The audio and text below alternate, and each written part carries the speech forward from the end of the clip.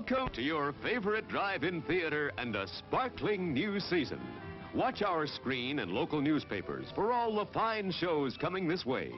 Show after show will feature the latest hits, the biggest stars for fun-filled, pleasure-packed evenings. Relax, come as you are, and spend an enjoyable night out with the entire family. No parking problems, no babysitting problems. And there are always tasty snacks at our modern refreshment stand. Thanks, folks. And once again,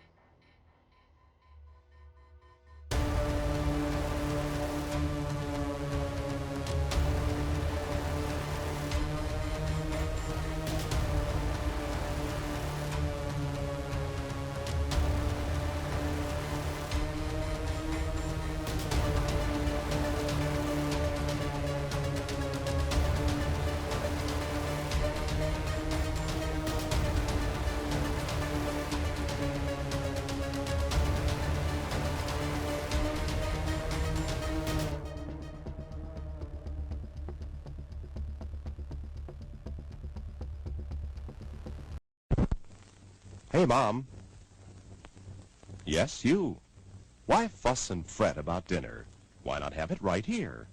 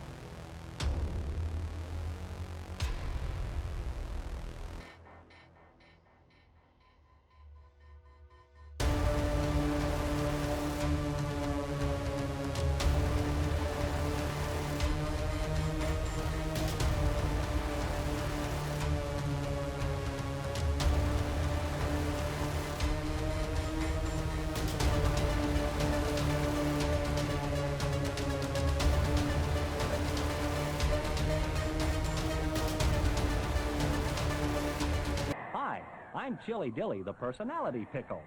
packed in a jar for the freshest flavor, served cold in a sack for you to savor. So dainty to eat, no muss, no fuss. An ideal snack for all of us. Crisp, tender, and tasty with a bit of spice. Buy one now. Taste how nice. Snack bar clerks will knock themselves silly, speeding your order for a real chili dilly.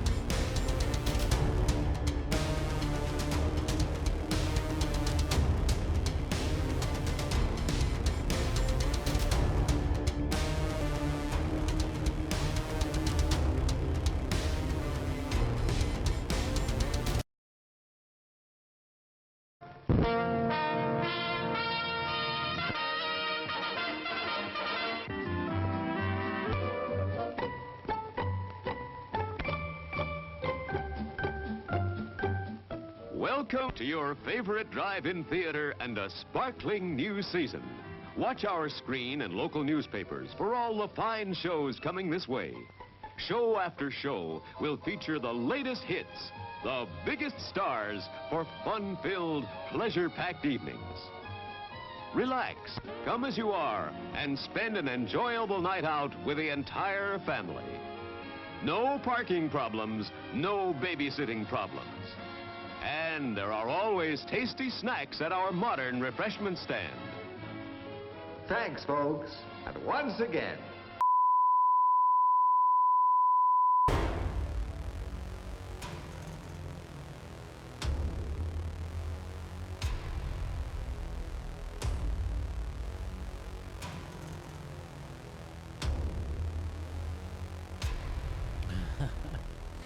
Oh shit.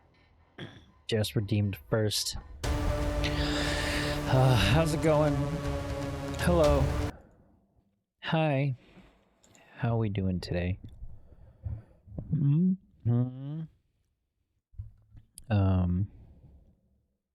Yeah. You've popped your cherry. I initially read that as pooped. And I was like, you've pooped your cherry. Good job exploring yourself and finding out what you like.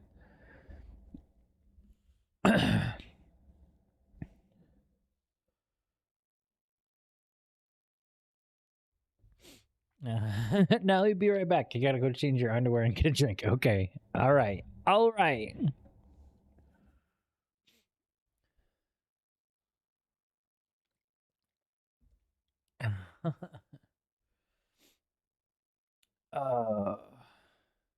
Actually, I'll be right back too.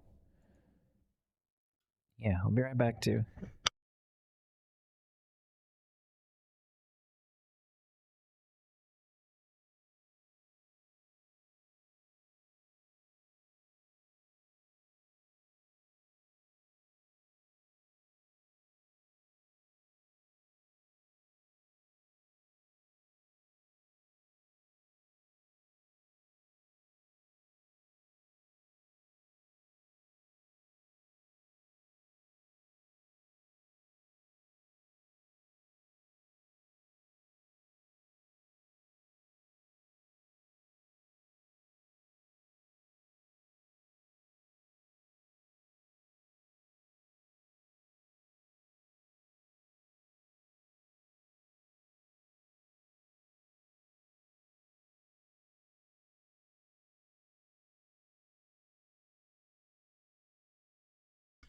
All right. Sorry. I'm gonna go get some food here in a minute. I ate some soup, and it wasn't enough. So I ate more soup, and it also was not enough. So I made some dino nuggets and fries. My fries are almost done in the air fryer.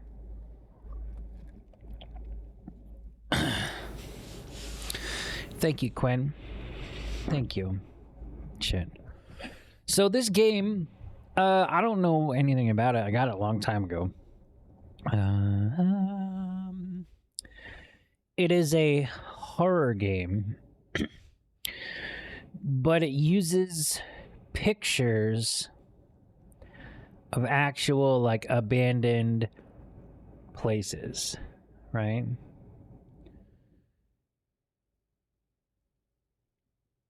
Hey, you're having popcorn, chicken, and tater tots. That's a step removed from nuggets and fries. They're pretty similar.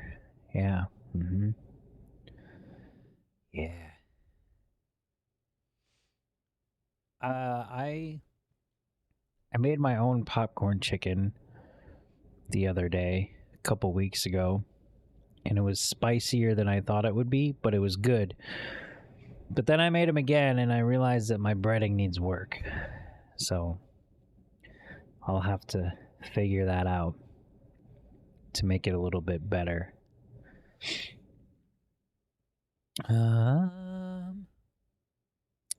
So just gonna wait just a minute before I get started.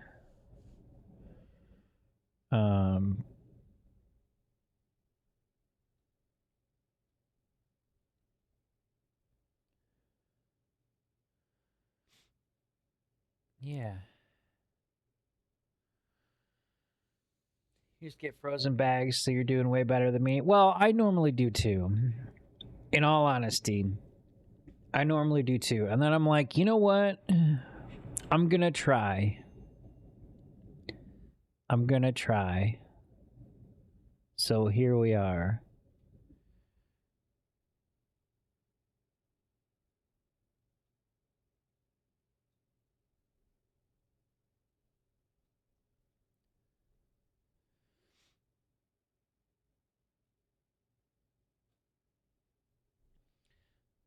I'll be right back. My fries dinged.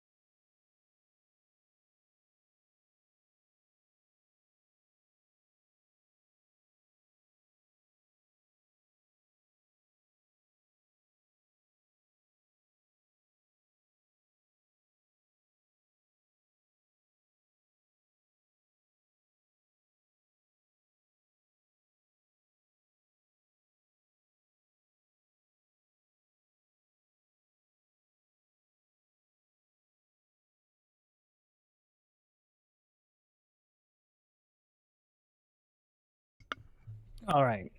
So when I was making the fries, I was putting them in the air fryer, and they all came out, like a bunch of them. Not all of them, but almost all of them, right? They all came out. Hey, thanks. Sorry I keep getting up. I'm sorry I just keep getting up and walking away.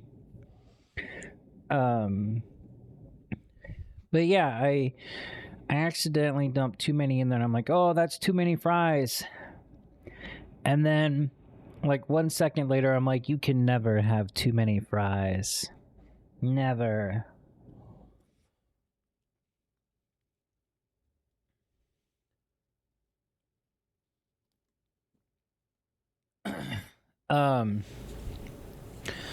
Also, I'm happy to report that I did get a chunk of my retro games today. I haven't got all of them yet. I'm hoping that I will have all of them by the end of this week, maybe early next week. Though all the ones that I've ordered so far. Yeah, if you feel like you've too many, that's a good sign that it's just the right amount. Yeah, right? Exactly, Solaire. Exactly.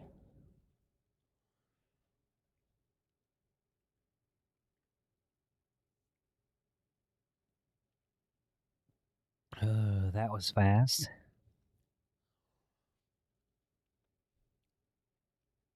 Your brother showed you some advanced Fortnite shenanigans, huh? I like what I'm hearing. I've been like ordering them off and on.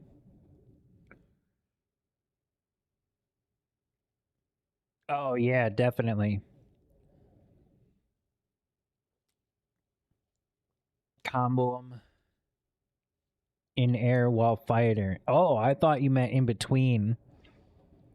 But that is advanced. That's interesting. I'll have to give that a try. Because I really do like the lightning bolts. They're a lot of fun. They supply many murder. Many murders. But yeah, what did I get today? I came home for lunch.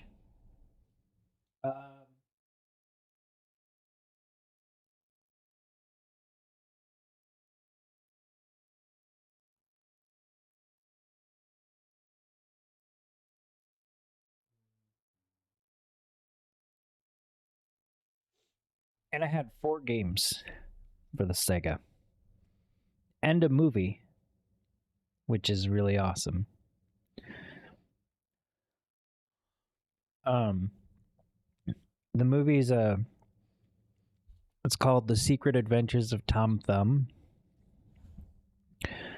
It's like a stop motion claymation animated movie, except they also use humans in stop motion. So it's pretty interesting.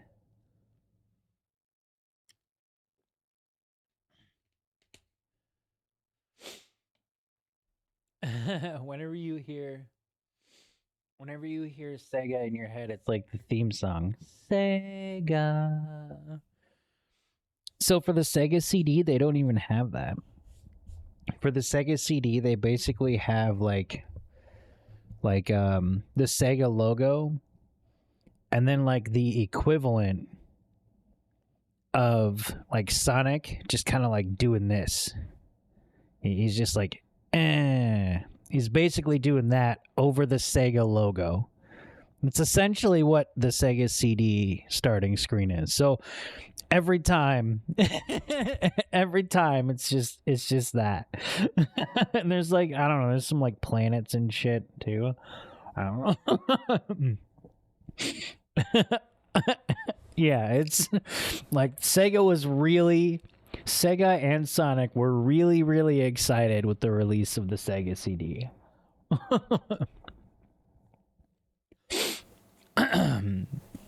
I loved Clay Fighters. Maybe I'll see if I can get that for Genesis. I know it was on yeah, Sega does what Nintendo don't. That's for sure.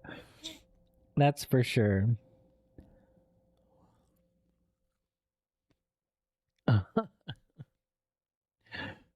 Oh, man. Welcome back, Jess. Yeah, so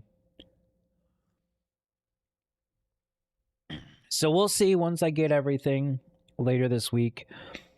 I might start trying to do like retro streams next month. And I don't know what I'm going to start with yet. But I'm telling you, the Sega CD's got some shit. I didn't even know what was going on because I never owned a Sega CD. So that was one reason why I was really excited to get one, because that was one of the things that I never owned. So that's exciting.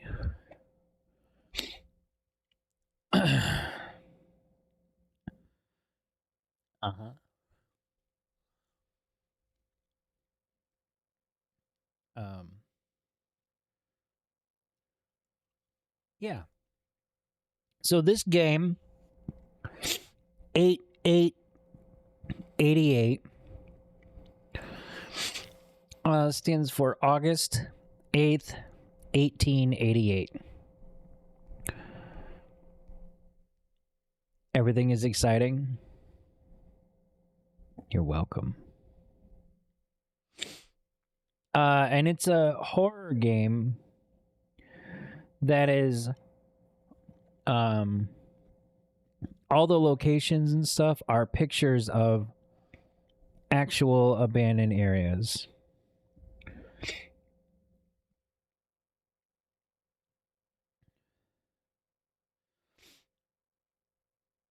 In the real life. Oh, gosh. Also, I'm still eating these nuggets.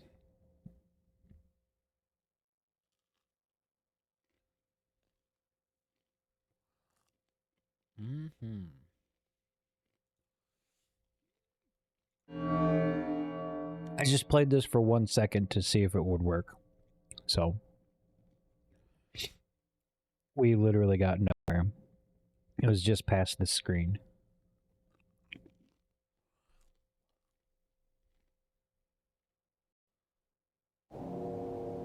Apocalypse. Today's the last day. It would have been nice to see the blue sky one last time instead of this thick old fog. But oh well.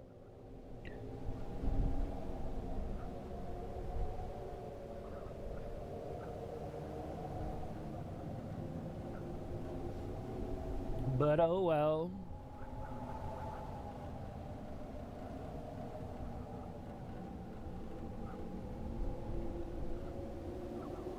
Look around. Read hotspots by zooming in and out by clicking the mouse. Look at arrow for a few seconds to proceed.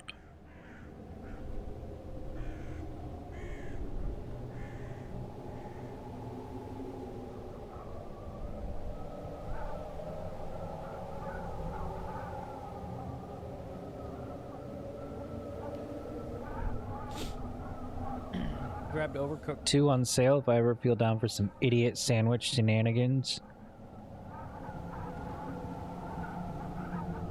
I have that game. I think all the mods do too. Actually.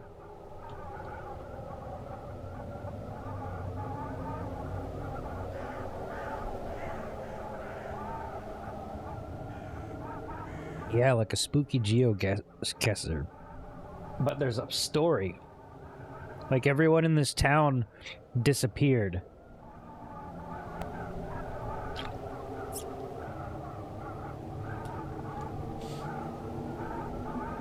Okay. I reckon it's gonna be a busy day. I've got many of folks to say my farewells to.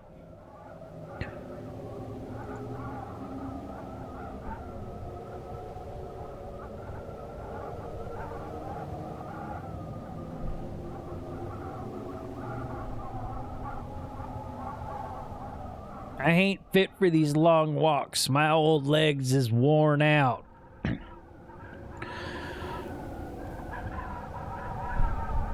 That game made you want to punch customers. Oh.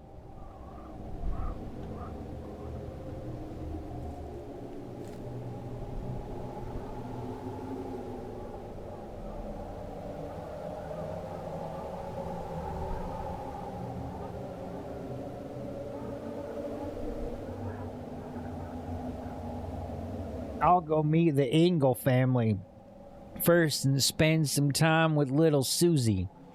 She's about 12 and my most favorite child in the world. She's as pretty as a Georgia peach. Always has a big smile.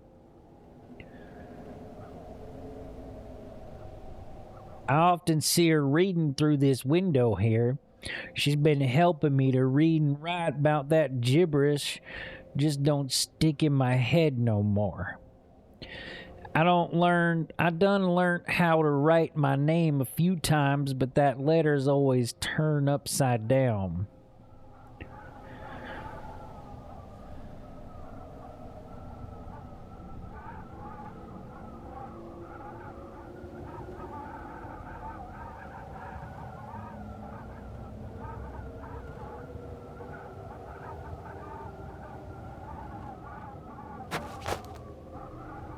I'll take these here flowers for Susie.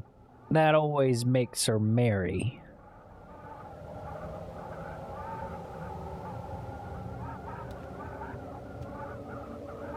Hi, Meg. How's it going?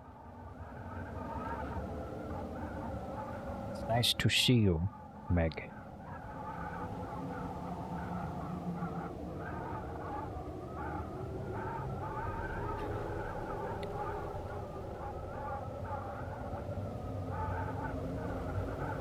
Like a more backwards version.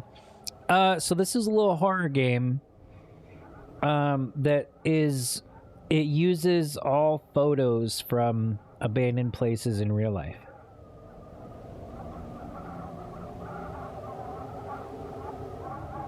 Thank you for shouting out, Meg. She's pretty cool.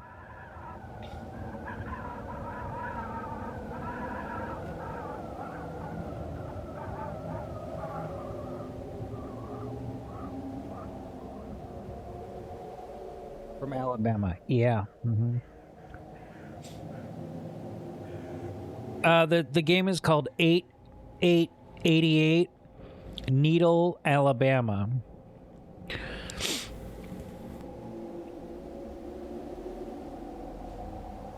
So that's why I called it that.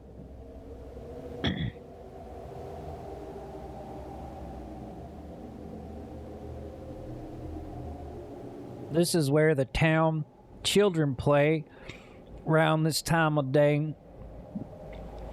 But I don't see no sign of them. They usually be out here raising cane, but not today.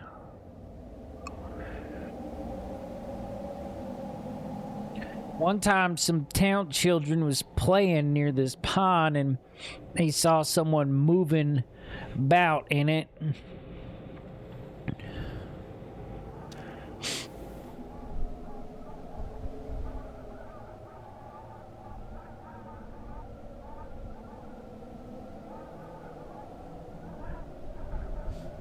When the children came closer, they saw an escaped black prisoner. I reckon he got shot while trying to escape because he was bleeding an awful lot. Right away, the children started throwing stones at him. Wow. Wow. I guess this is 1888, so... Although we shouldn't throw rocks at people, injured or otherwise.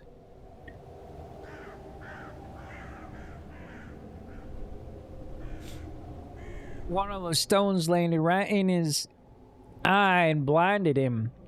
This area was just puddles of red. That didn't stop the little rascals, though. They laughed and kept pelting him until Susie came out. She gave the kids hell for what they'd done and made them scramble away.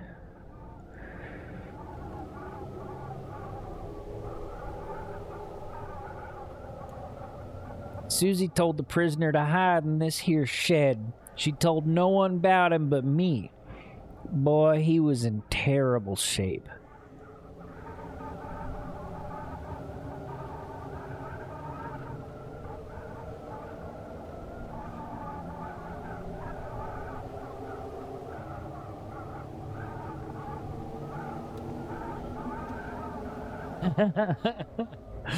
Just enjoying my southern accent. It's pretty over the top. That's for sure.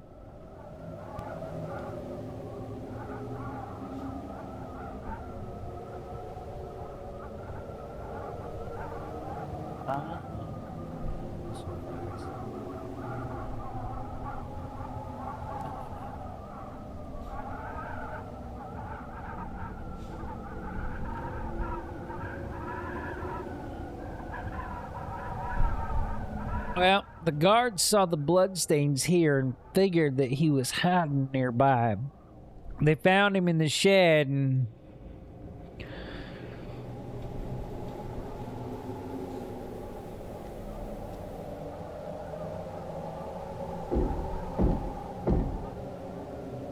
Hey, is anybody home?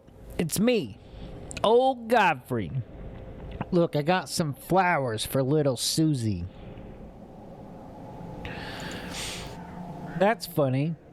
Why ain't they home? I'll come back after I meet some other folks.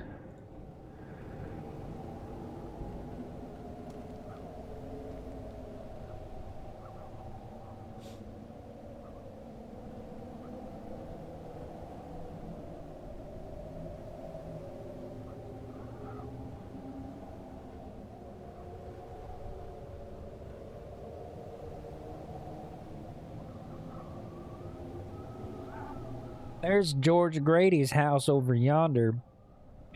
Let me go say my goodbyes to him.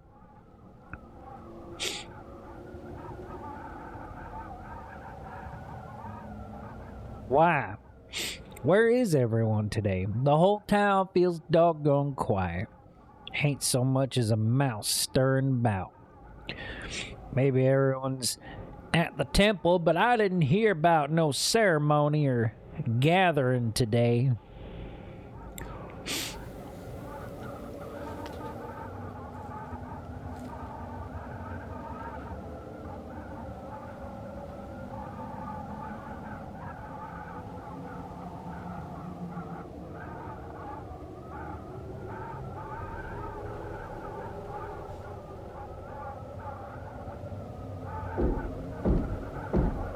Hey, George, you home?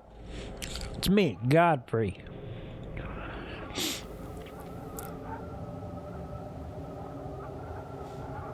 George and his missus been trying for a child for almost 6 years with no luck. George shared his plight with our Lord, Father Glorious, and was told to bring his lovely wife to the temple for a divine blessing with the Father himself. Well, that was almost 9 months ago, and wouldn't you know it, she gave birth to a healthy boy.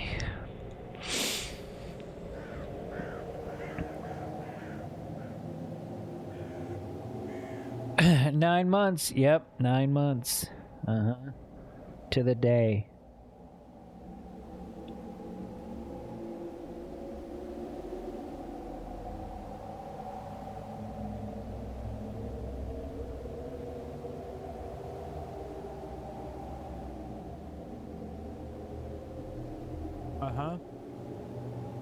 Potent. That blessing was potent.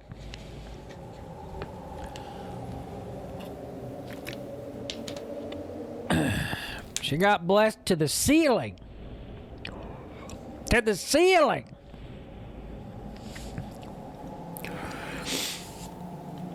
Just the other day, I seen George here telling some all the folks about how the town ain't gonna put up with the lies no more.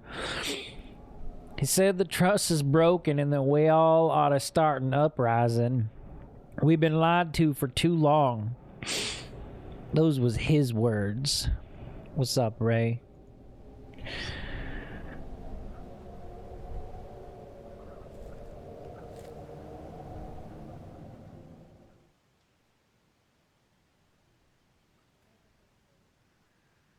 You know what's funny, Ray, is I did almost play that Alone in the Dark prologue.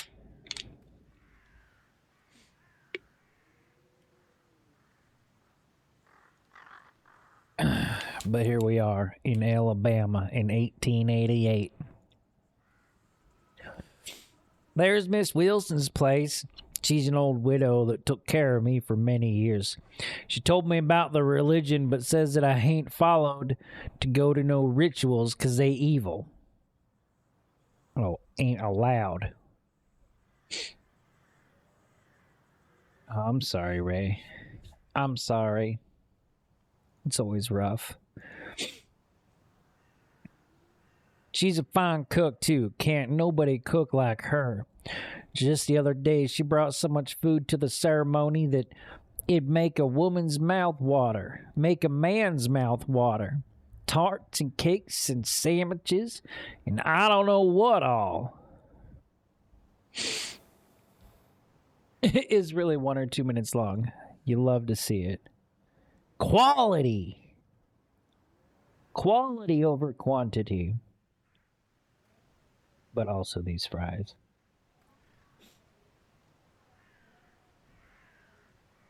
You want sandwich, Solaire?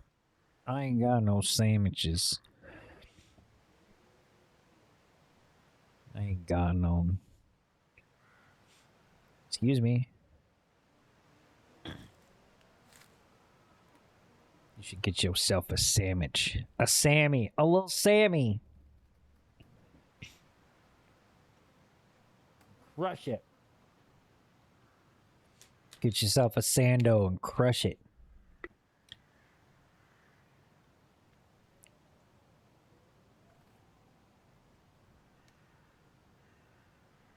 Don't tempt me.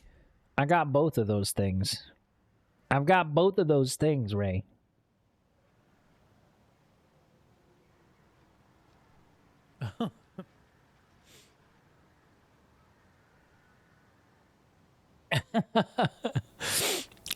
If you know, had I known that this was like this, I may have done something. If I was creative. Of course, none of us townsfolk got much to eat because the temple elders got served first, and them temple guards had their fill. By and by, when it was our turn, there weren't nothing left except crumbs. Well, you can see some things never change.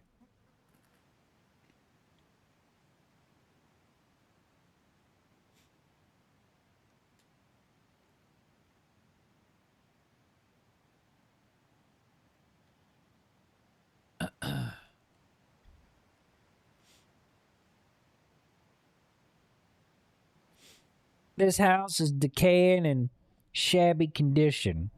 I should have listened to Mrs. Wilson and painted it when I had the chance. But my brain can't remember so good. It's the least I could have done to repay her for her kindness. Hey, there she is, sitting at the window. How to do, Miss Wilson? Maybe she'll offer me a cup of cocoa. That's my most favorite treat, and it'd be swell to enjoy it one last time.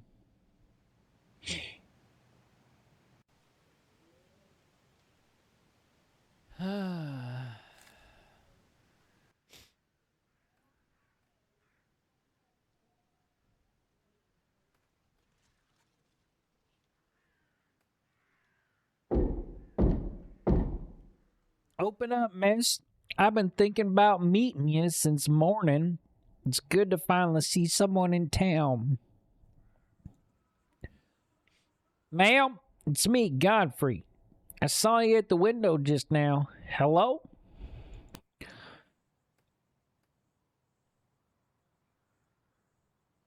What? Green Wheelikins. The Baker Mansion vibes. Why, gee Willikins.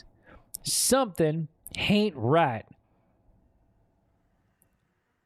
Has it happened already? The apocalypse is what we're talking about. We're asking ourselves if the apocalypse has happened. because nobody's around town.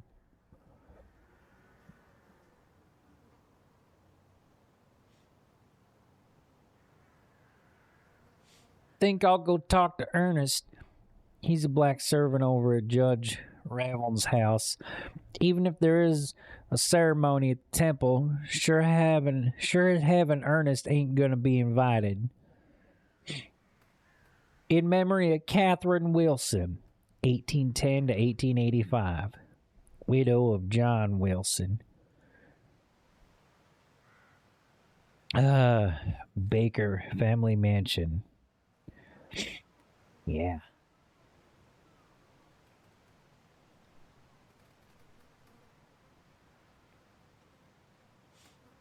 That big place is Judge Ravenel's house. He's also one of the founding members of the temple. They say I'm and Father Gloria's been friends since childhood.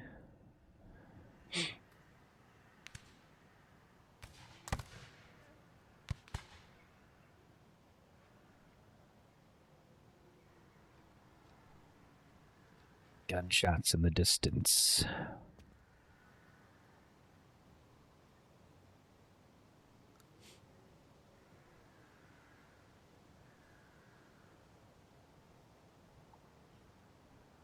The judge and the father was both just a couple of regular farmers from Needle, Alabama.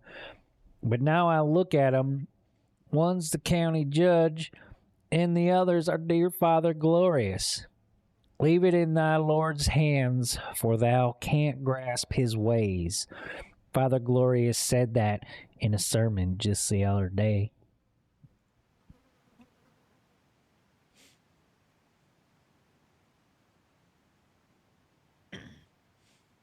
The faint sound of leaves rustling in the wind makes it feel so lonesome and mournful, as if the whole world's dead and gone.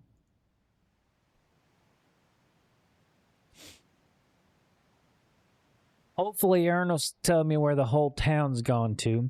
I'd like to say my goodbyes, 'cause he ain't not knowing what's going to happen tomorrow.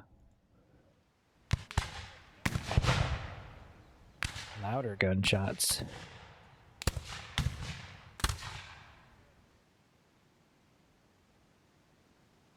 I like how he's unfazed. Like gunshots in the distance is just normal bullshit here.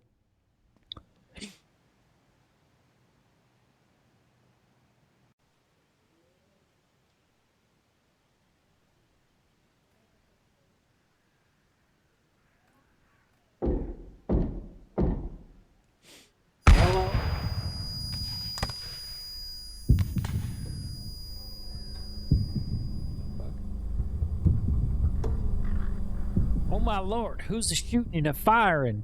Stop firing, it's me, old Godfrey, doggone it. Who's out there? I better hide behind the house before I get shot.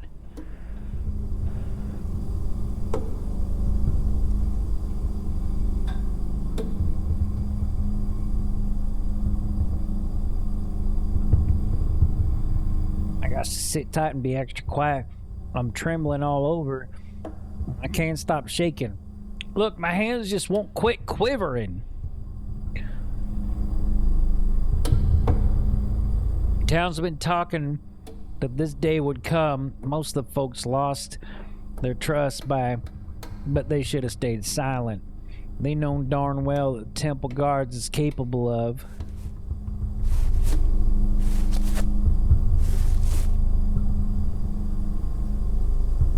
Footsteps of guards walking nearby.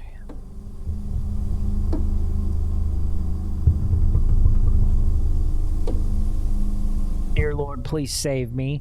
I hope I'm safe here. I just gotta hush and not make so much as a squeak.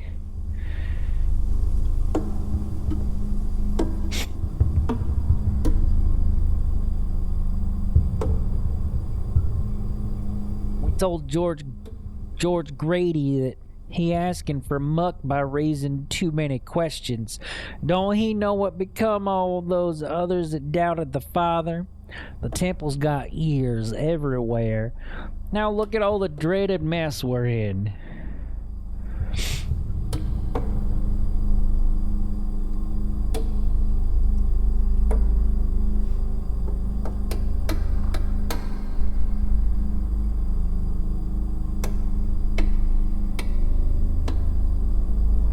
can't hear them no more. I think the guards went back to the temple.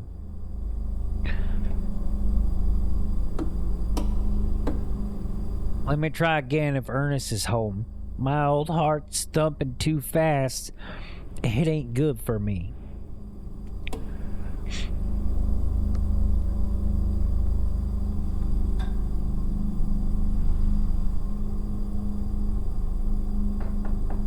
Please, Ernest, I beg you to open up. I'm terrified. Looks like they're still here. I need to find a place to hide. Quick. Vern, we gotta find a place to hide. Or, I'm sorry, Ernest. It's Vern. We gotta find a place to hide. Fucked up my own joke.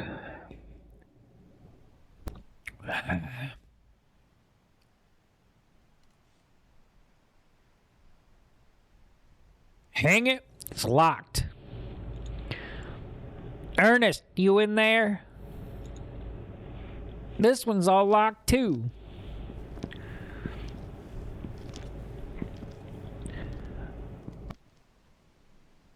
Ernest. Ernest.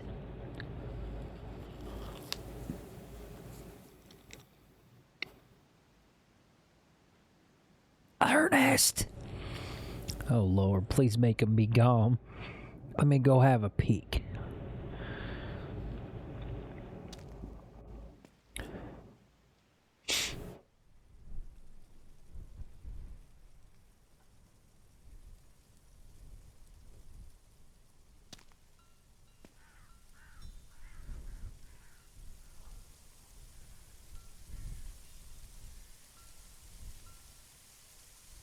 May God curse those darn guards. I reckon they went back to the temple. We just thought that 30 seconds ago, and we were wrong. I still don't explain where all the folks is. Everyone's gone and disappeared in the fog for all I know. For all I know. Oh, man.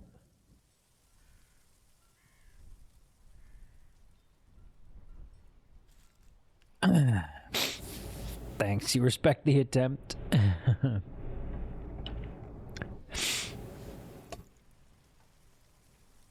Farmer Jim lives down that house down yonder. And that's his barn next door. He's a firm and fervent believer of Father Glorious. Never misses a sermon or ceremony at the temple. He's always dressed in his fine white cottons for all the rituals. Says he's been to all of them. Say at least his horse and cows ought to be there. Seeing any sign of life will be heaven sent for my soul. I feel terribly alone and empty. Get used to it, Godfrey. I could have sworn I heard footsteps.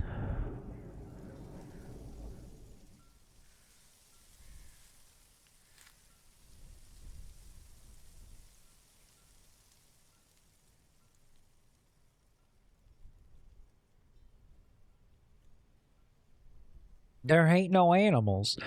No horse and no cows. One of Jim's cows had a calf that was recently sacrificed. Jim would have personally sacrificed his old trusted steed if the father asked so. Father sounds like an asshole. Many of the townsfolk have been giving Jim the cold shoulder recently. George Grady told us that he'd be careful what we tell him because Jim's only loyal to the temple. Jim has changed an awful lot since he became a believer. He weren't like this. Surprise! Backwoods, small town, organized religion, causing people to change their behavior for the worse.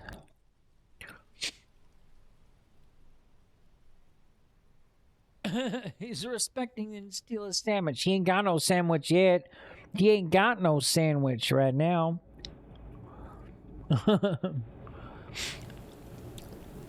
Good old Christian sacrifices.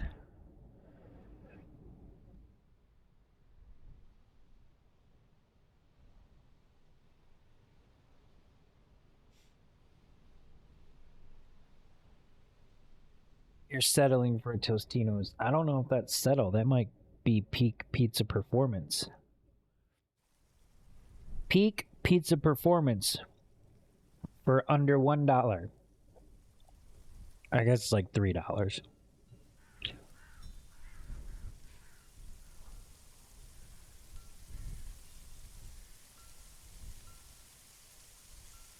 Settling for a Tools? What's a Tools? I don't know what that is. A rotten stench is coming out of that shed. I wonder what remains Jim put in there, but it's decomposition and giving off a rancid smell. Oh, you lack the tools, i.e. bread. Got it. Got it.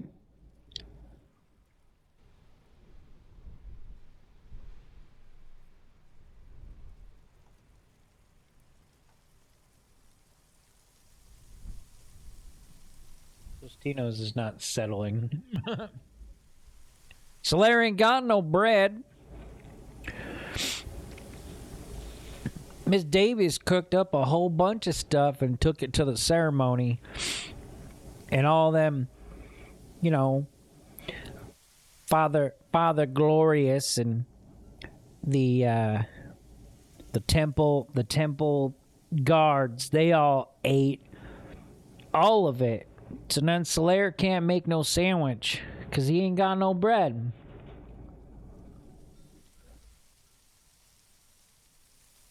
I thought that it was. I thought that the prayer was, give us our daily bread, not take all of our daily bread. Right? You done got it backwards, Father Glorious. You got it backwards.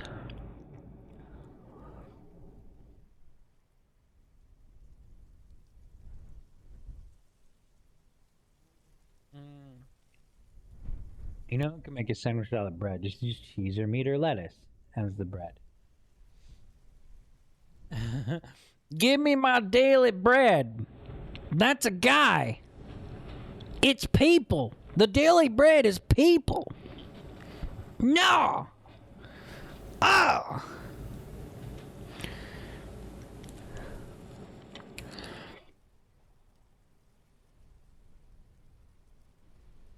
No use of this firewood no longer. It's been laying here untouched for years.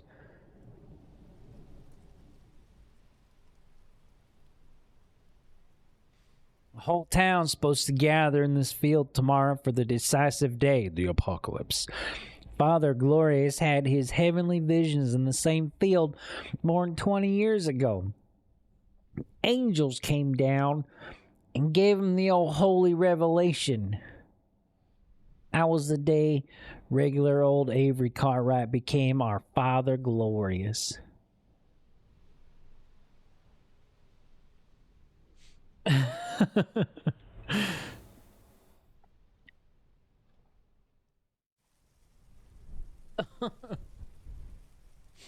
was always so confusing as a kid. Neat thing is, we're really zombies. It's true. All of us. Shitter's full. That's what that smell is.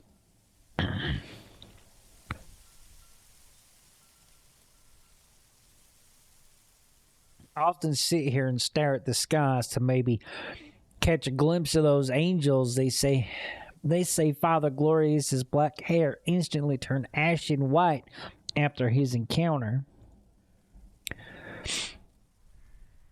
I remember once meeting Jim after the first of the rituals. He had a crazy look in his eye.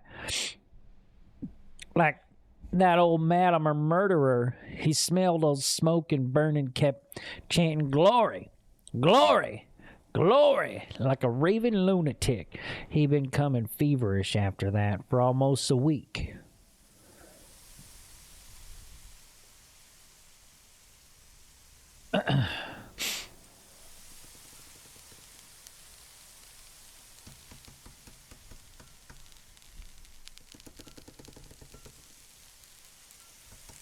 That house, that used to be Father Glorious's house, but now it belongs to Warden Henry.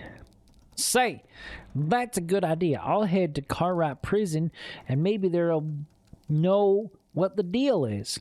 I'm sure the prisoners is still around. See, I ain't no dummy that everyone makes me out to be.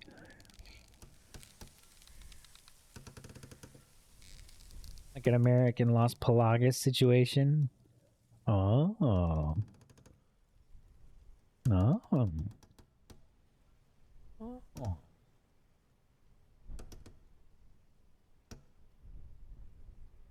I can see that.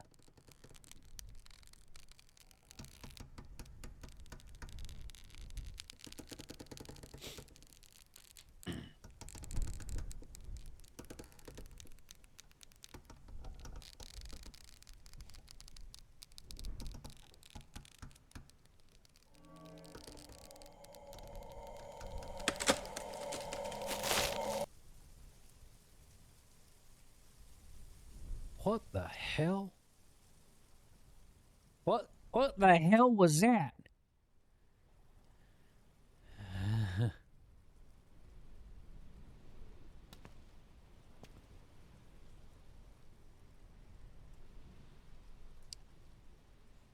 It's just a silhouette of a man hanging from a tree,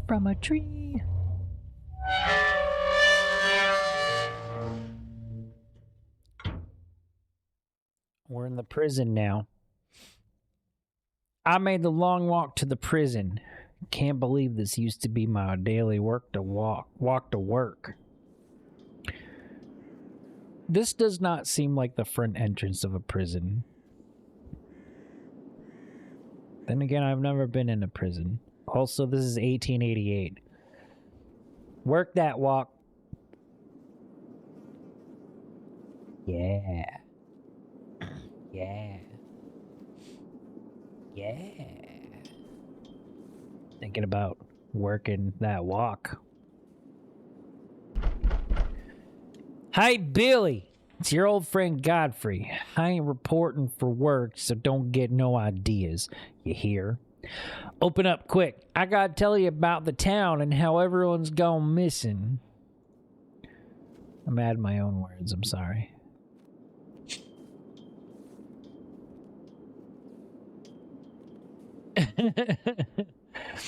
Been in jails, but not prisons. Do a little turn on the catwalk? Yeah, on the catwalk, yeah. I shake my little tushy on the catwalk.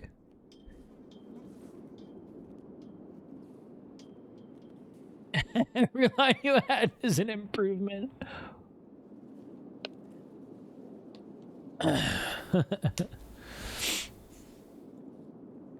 Just as I suspicioned, ain't no sign of him. Well, Billy's always been a lazy slouch, so maybe he's off napping somewhere. It's locked.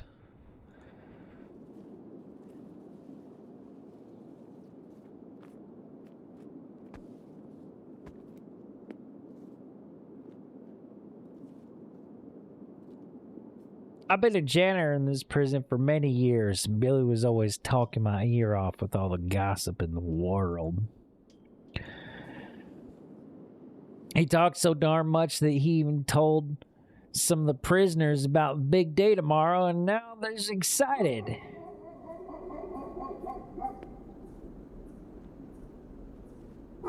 Suspicion, yeah.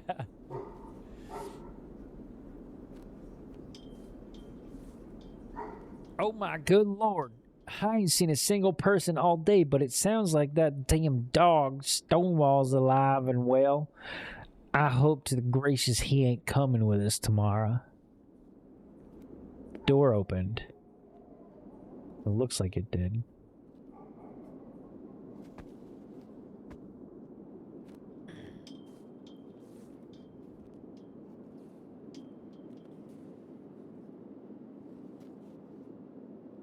I hate all guard dogs, but none is worse or more vicious than that blasted Stonewall. Rumor is that he was brought in from Cuba. He was confined as a pup and daily starved, given a snack only when he chased a black person. Oh boy. He was beaten so often that his skin had thickened. Now he goes rabid, just the sight of a black man, many of whom he's maimed and eaten.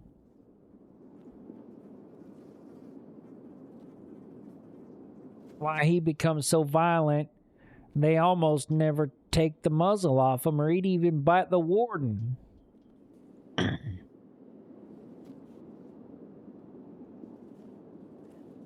What's going on in this game? 1888. Alabama.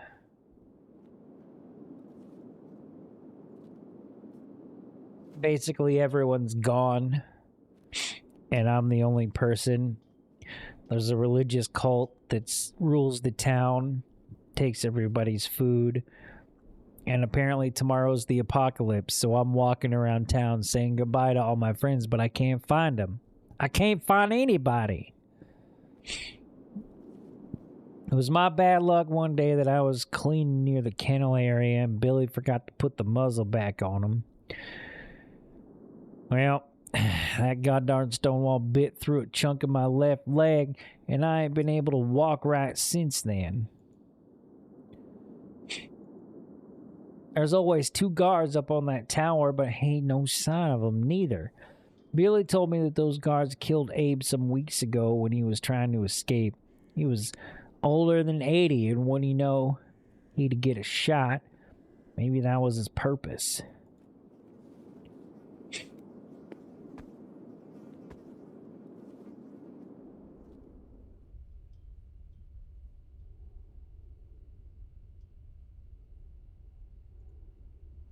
Well, this place is just getting shabbier and crummier since they fired me. Billy tells me that I was the best janitor this place ever had, but now it's all falling apart. Well, just look at all this decay everywhere. I remember this. They took it on the day they did work for Professor's head. Even Judge Ravenel showed up to see it in person. Strange thing to celebrate.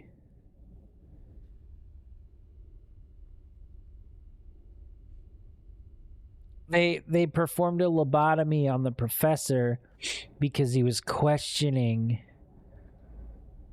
the beliefs and the reasoning of old Father Glorious and Warden Henry.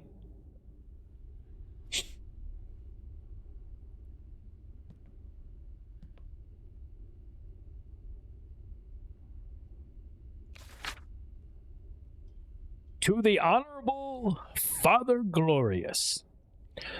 I had written to you earlier as the proposed leasing of more convicts. As you are aware, our company has been leasing convicts from Cartwright's prison and have been paying our fair dollar value for them, not to mention my personal donations to the temple. However, our request for 300 more convicts has not been met, and we are in dire need of more blacks. Of the 400 we originally leased, more than half have perished and work the railroads has drastically slowed.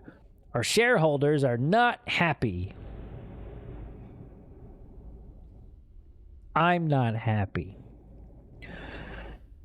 I beg that you pardon my bluntness, but for the last time, please send us more, or we shall look elsewhere. Yours respectfully, J.L. Smith, Chairman, Montgomery Smith Railroad Corp. So the railroad man is getting convicts to work on the railroad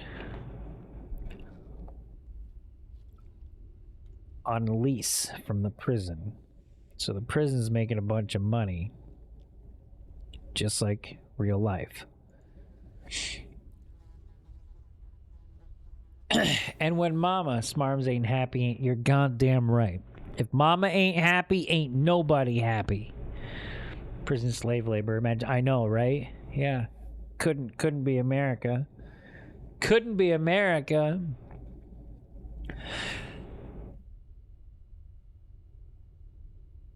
It sounds like something Victoria's Secret would do.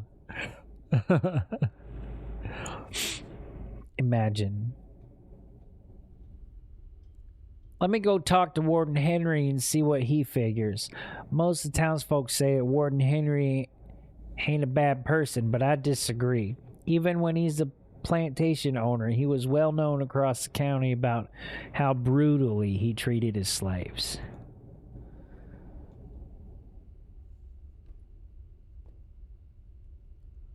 I saw that clip, sorry. I saw the clip, but I didn't watch it. But I will. But I will.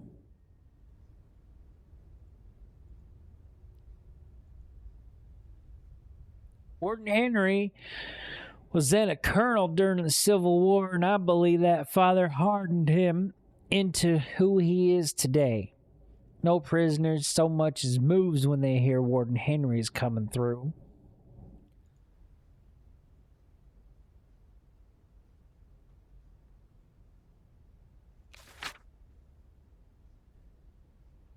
Dear Henry, it's been brought to my attention that Alabama State Senator Robert Barnes is forming a special commission to investigate claims of abuse at the prison. I'm convinced it was leaked by the disdainable smart Alec from Ohio, so see to it that he gets what is deserving.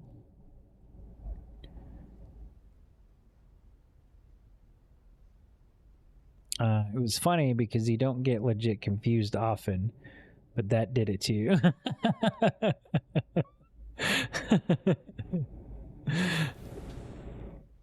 Control the death and torture in the prison for some days, or for heaven's sake, have the whole facility cleaned. The English language does not have the sufficient words to express the uttermost stench in the prison. Clean up the vile prisoners and make them at least presentable before commission comes. I'm pressing some legislatives and even Avery to have an end to this dastardly commission. Therefore, till I hear from them, I remain your most truly, Judge Thomas Ravenel. So the judge is telling Henry to clean up his prison. So the judge, imagine the judge knowing all of the illegal murder and torture and slavery happening in this prison and not doing anything about it. Can you just fucking imagine? Jeez.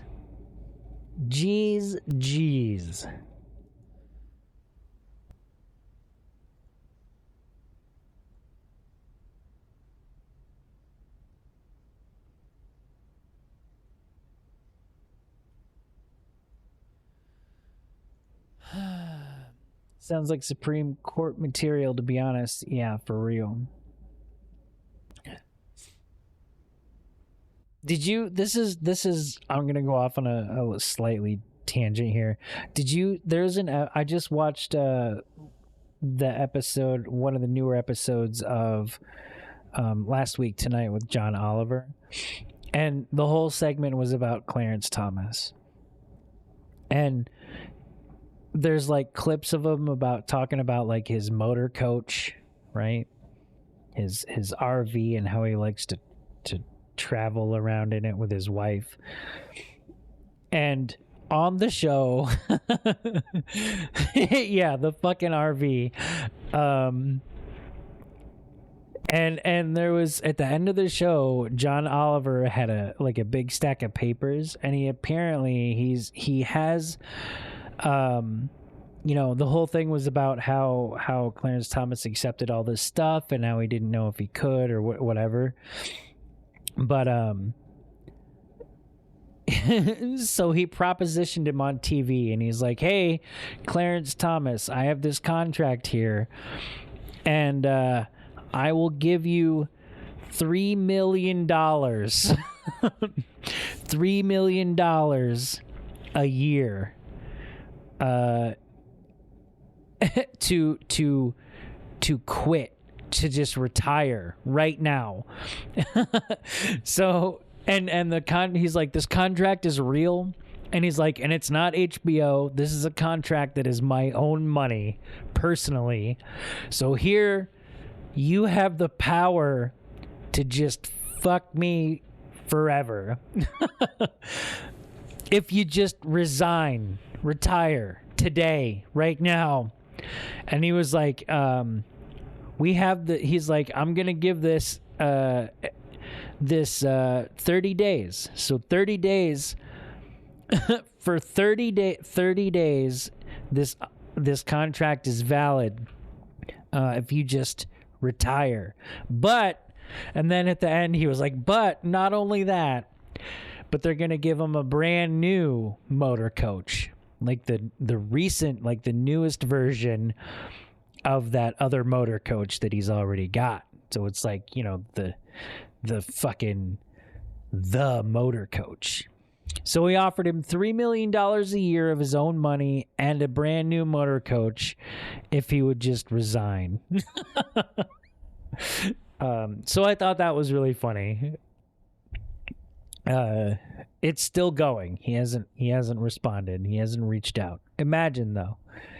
Imagine if he did. Some Bob Barker Price is Right showcase shit. Just to fuck right off. Yeah, exactly. Exactly. Right? $3 million a year. And a brand new motor coach to retire. Okay, moving along. Sorry. This office is mighty comfortable compared to the rest of them run-down prison. I'd sit here sometimes while cleaning if the warden weren't in, away from all the chaos and cruelty of the cells.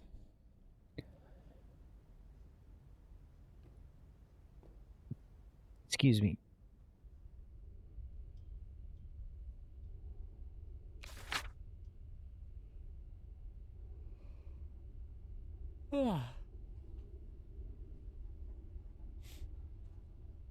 My dearest friend Avery, I pray this letter finds you in the best of health.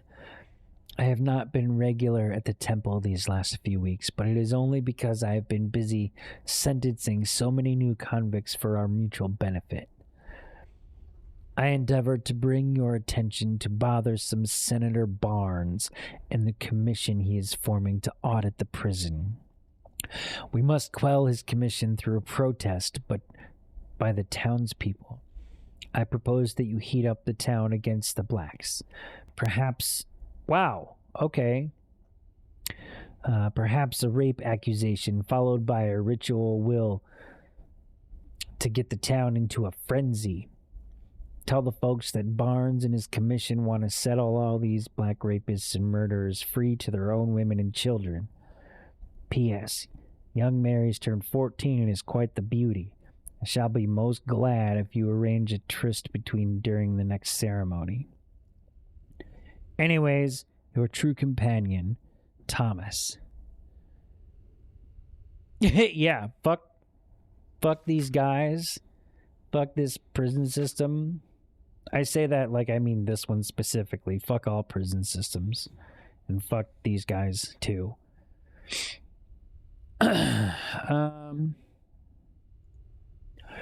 There's a growing fear in me that this was already happened because Billy and the warden ain't here neither. What'll become all of me if everyone's already gone? Let's hope we get to do a little murdering for real. These black prisoners got to be in their cells because Father Gloria said many a times it'd only be us white folks up there. Let me check the cell blocks.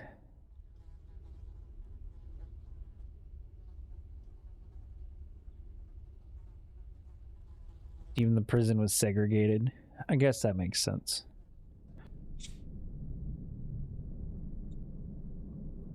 The cell block feels dead and hollow, just like everything else today. I always hear cries, groans, and screams here, so the silence feels spooky and depressing.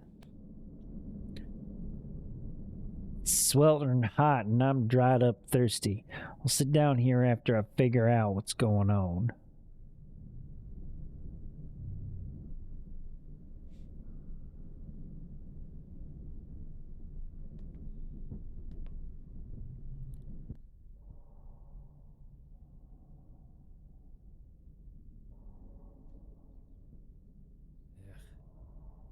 Terrible.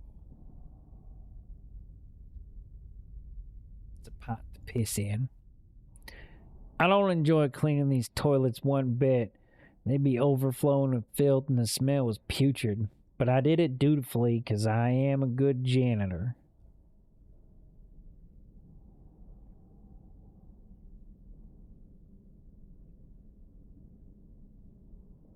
There's usually around 20 convicts cramped in this here cell, sweating in the scorching humidity.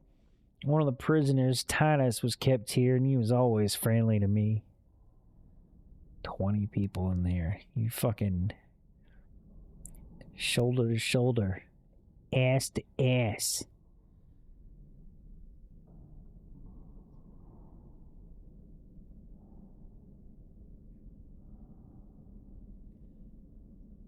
Used to be a slave and didn't have no place to go once he was freed after the war. One day he was sitting under a tree minding his own business and the sheriff arrested him for vagrancy. Vagrancy.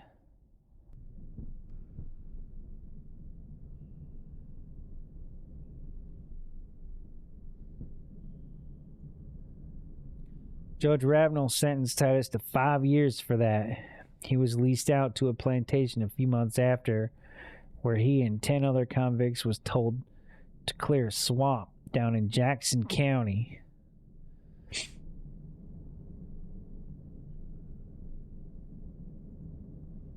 I hear this was chained for days in that knee-deep pool of muck.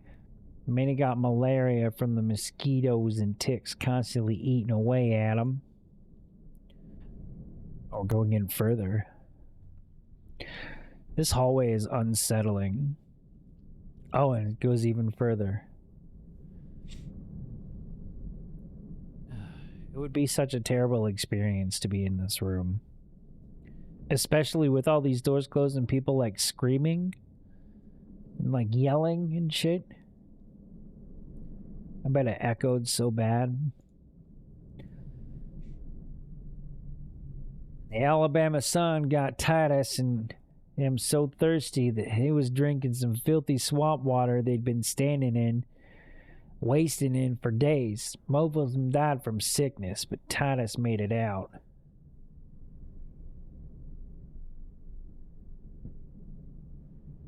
Well, he was sent back here just a couple weeks later because the plantation owner, Mrs. said he followed behind her one evening and spooked her and she complained to her husband.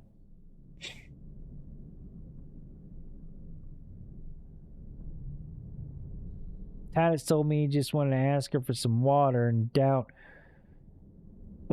didn't know what he'd done wrong. Imagine. Oh. Excuse me. A few days after Titus was back, Father Glorious told all of us at the sermon that a young black man had dared touch and rape a white woman, and that he'd been brought to divine justice.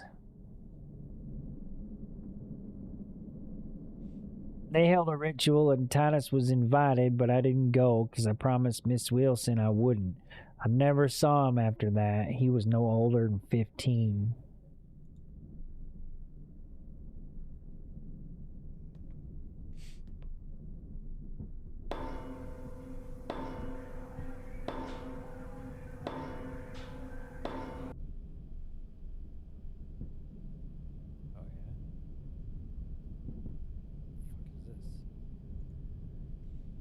Whenever I'm in this cell, makes me heart sick and blue. There was a prisoner here, and he become a friend of mine. His name was Isaac, but everyone called him Professor. Weren't even from the South. He was a newspaper writer all the way from Ohio. He was the only school black man I ever did see.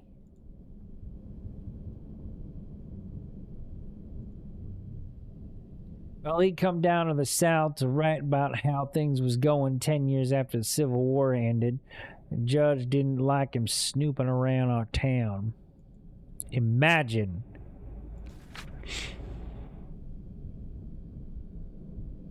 Most respected Senator Barnes, I take the liberty of discussing to you the deplorable conditions, as I have witnessed, of prisoners at Cartwright Prison in Needle, Alabama. Convicts are brutally tortured and tormented on a daily basis. They are then leased out to corporations for profit in a form of illegal slavery. Work conditions at these companies are deplorable, and many convicts are affected by exhaustion, malaria, dysentery, and gunshot wounds. Nearly no leased convict ever makes it back alive to the prison. Senator, I urge you and your fellow Alabama legislators to probe the disgraceful exploitation that has taken place at this prison. Judges, sheriffs, and the police are all part of the racket. Imagine! You will likely not receive more letters from me, since I fear it will be leased out soon. Or worse. Yours faithfully, Isaac Jones. So it was Professor who was talking to the Congress. Professor was accused of stealing a chicken and sent here by Judge Ravenel for 10 years on the account of grand theft. Never quite figured out why a well-to-do man would steal a chicken, but it was his word against the white farmers. Over time, he got to telling other prisoners about how things was in Ohio. Started filling their heads about mumbo-jumbo like freedom and rights for blacks. Well, Billy ran his big mouth off to the warden about this, even though I told Professor to stay quiet about such ideas.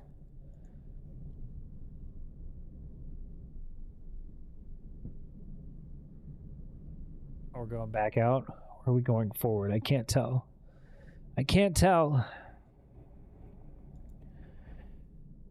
Next day, all the prisoners were brought in this area, and the guards dragged Professor out of his cell. Judge Ravenel even came in and was given a nice seat. All the rest of us had to stand and watch.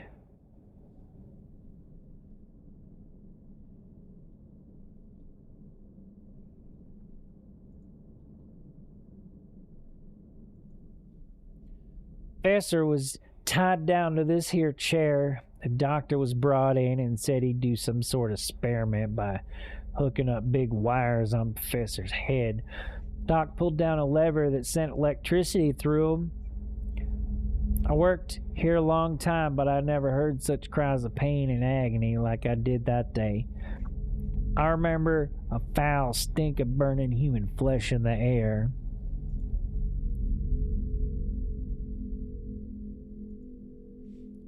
Professor was never the same. His jumbled words didn't make no sense. He just gazed into the distance with drool running down his mouth. That's what happens to blacks that think too much around here, is what the warden warned others. I found his dead body in the cell a few days after that.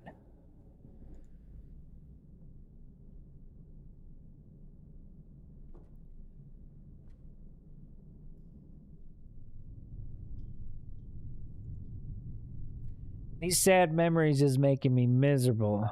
I just want to be at sermon at the temple where Father Glorious always gives us hope.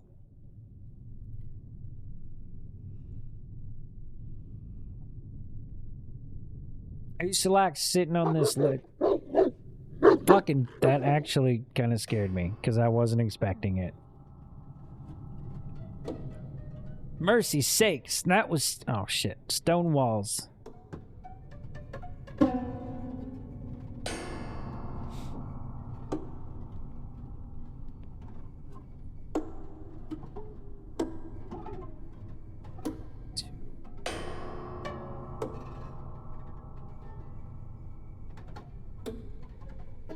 still remember the pain when his fangs pierced into my leg all the way to the bone. 3 men had to pull him off, but it ripped the meat from my leg. Yeah, the fucking dog barking got me. It was loud. I wasn't expecting it. About shit myself to the moon.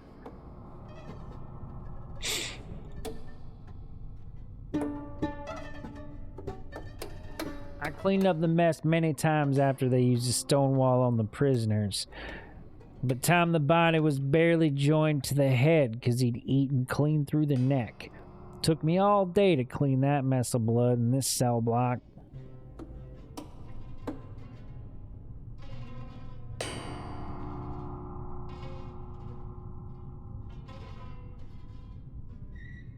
God, all the terrible memories of Stonewall is flooding back to me. 5 prisoners was once planning to escape, and the warden rounded them all up and stripped them naked.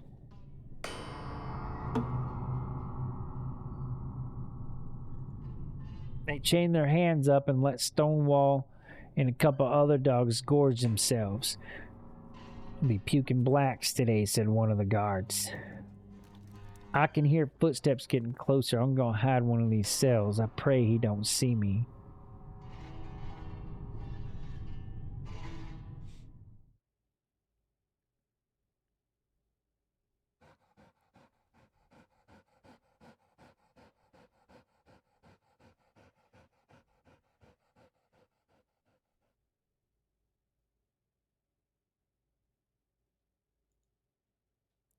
Dear Lord.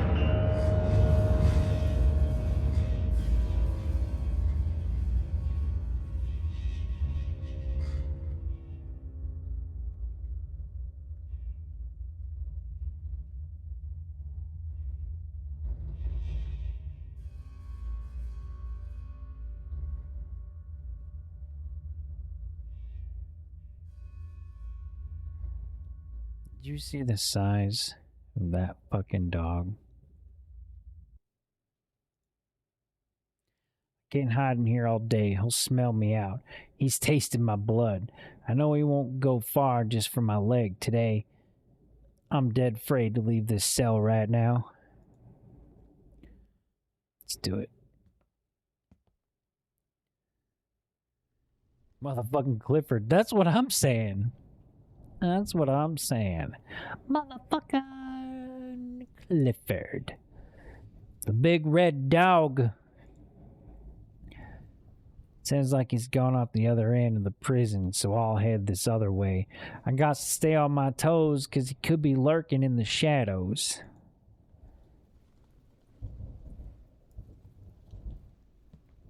I can't tell which is the front and which is the back now, which way we came in versus where we're going. Looks like some of the old prisoners got to scribbling. Tomorrow's date in the prison.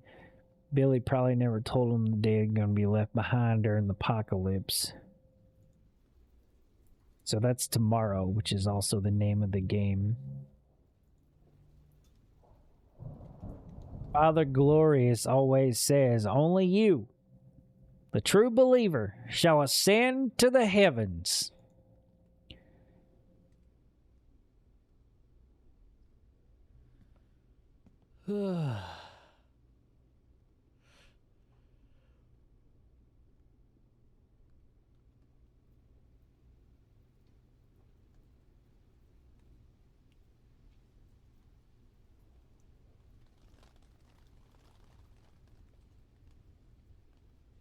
Boy, I get downright giddy just thinking about the promised land that Father's told us of, where the cream and honey flows in streams, where the ripest of fruit's hanging on every tree, where it's only us believers in the green hills of meadow.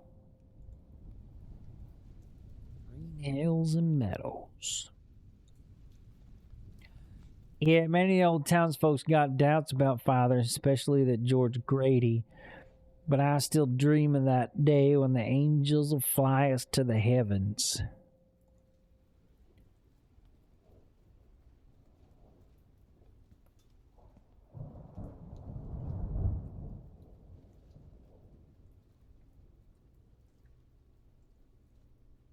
Somebody really ought to talk sense into George. Why, the other day, I mean, many of the townsfolk was saying they gonna need lots of help against the temple guards.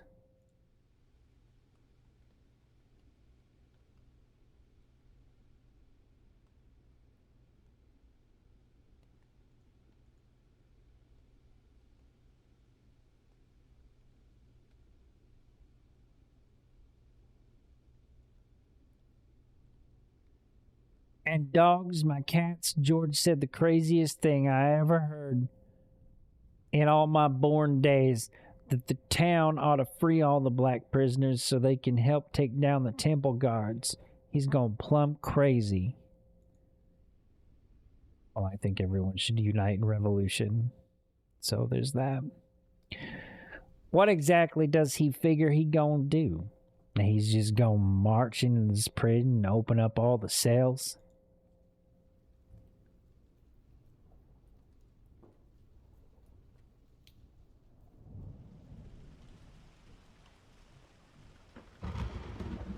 Grammy used to use that phrase. Well, dog my cats. I haven't heard that like ever.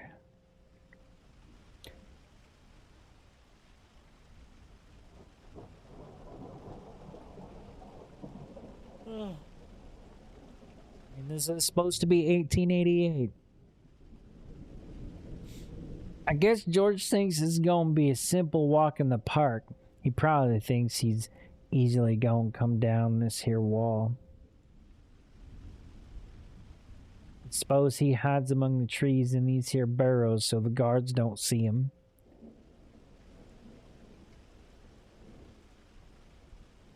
Suppose he somehow climbs up this wall and gets in through this here window.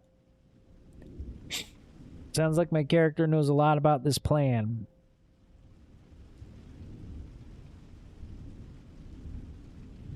Once George sets in, I'm suppose he's going to open up the cells to free the black prisoners and convince them to march with him to the temple. He really believes I'm going to give him the extra set of keys that I still got?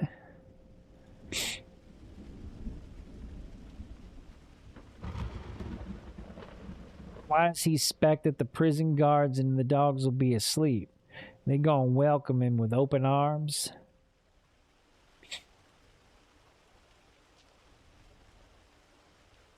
Sounds to me like this character kind of knows a little bit about what's going on.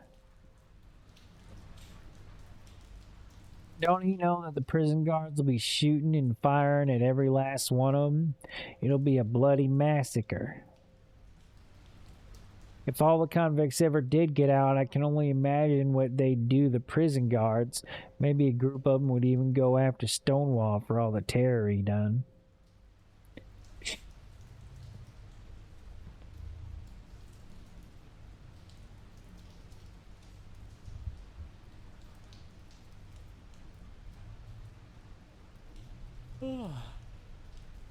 Excuse me, as a sleepy boy.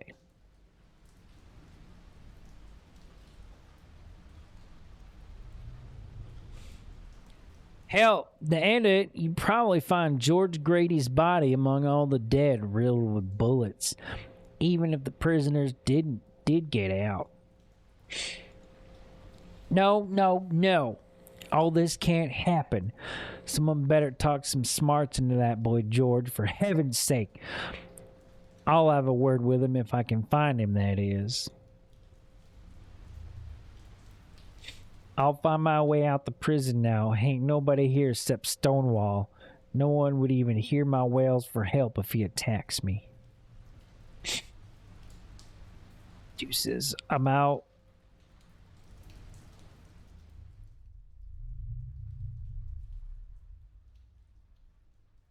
Still sends chills down my spine when I come near this here cell, 'cause that's where they used to keep Moses. I felt like spirits wandering and haunt this area.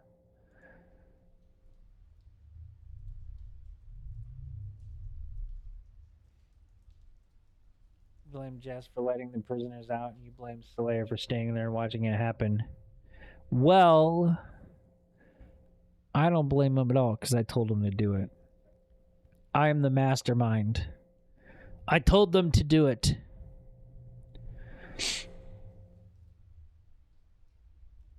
He used to be a slave and had told others on the plantation about how many his ancestors used to do some kind of witchcraft or voodoo many years ago, but he didn't believe in that gibberish himself. You weren't going to tell anyone? Sorry, I don't mind.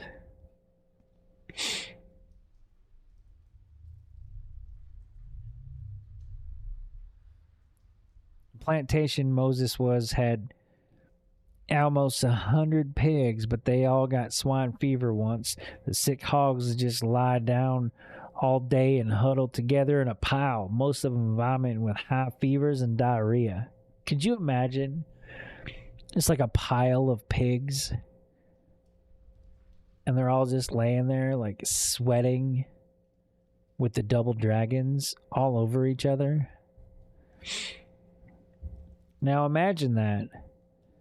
But then what if it were humans instead of pigs? Now picture that. It's called a pig pile. They just shitting and barfing. Now imagine it in LA. Fuck ain't never had a giant pig pile. Piggies sweating and farting and pooping and puking. Till you had a big steamy pile of piggies sweating, barfing, pooping, and puking in L.A.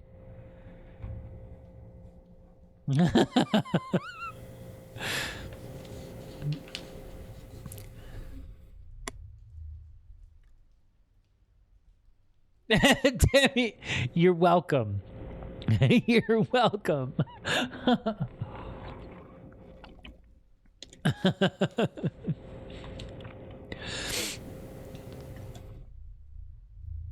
Few weeks later, their back legs stopped working and all the hogs on the plantation died of illness. Yeah, because the back leg's not working is what. The plantation owner got to hearing these rumors about Moses, which is ancestors, and accused him of putting an evil spell on the pigs and on his farm. Judge Ravenel sentenced him to witchcraft. Imagine.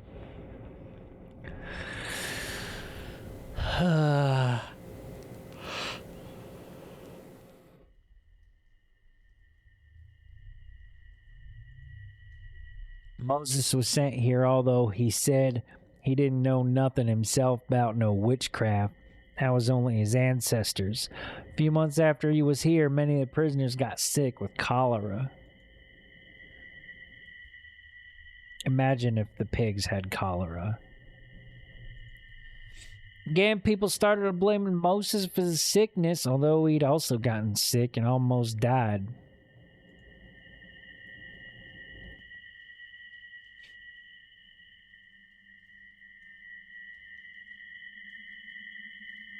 Many prisoners died from the disease. I hated cleaning up the cells after the piles of dead bodies was disposed, because I didn't want to get no nasty sickness. Praise the glorious Father that I didn't get sick during that time.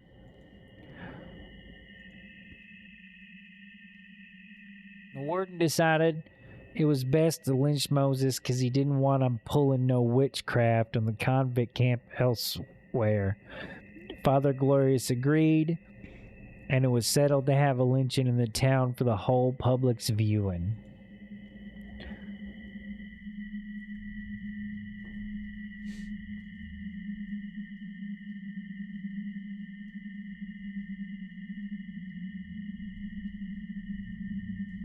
Man, the way that this camera is, like, it's disorienting.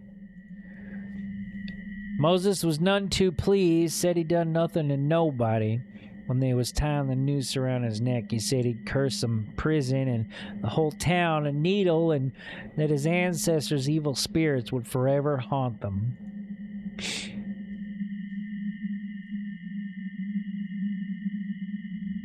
I was there when they finally hung him, since it was my job to clean up afterwards. The branch he was hanging on broke during the lynching, and he fell from a height, which broke both his legs.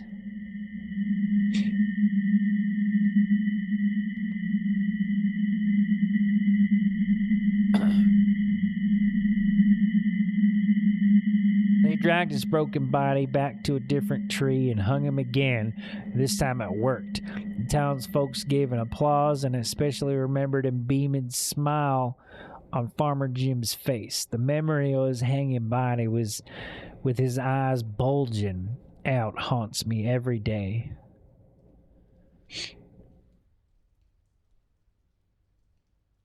Think if you were going to get lynched, you'd try the whole curse thing, even though you didn't believe in magic? Fuck them. Let those nerds dwell in. That's true. That's true. It's a good play. It's a good play. I always fear that his curse has put demons and wicked spirits on this prison and town. Everything's gone straight to hell in 3 shakes of a sheep's tail. All the say, or as the saying goes.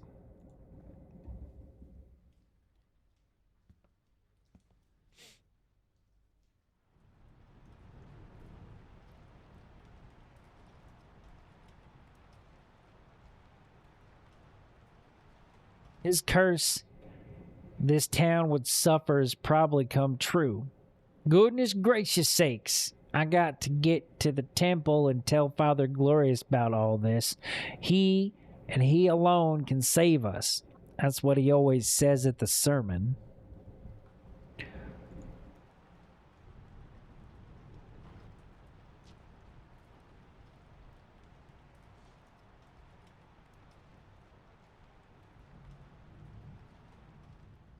Chapter 3. Angels. There ain't much time left for the day, and I'm just tell Father Glorious that Moses' curse has come true. I'm drained from all the walking, but I must endure.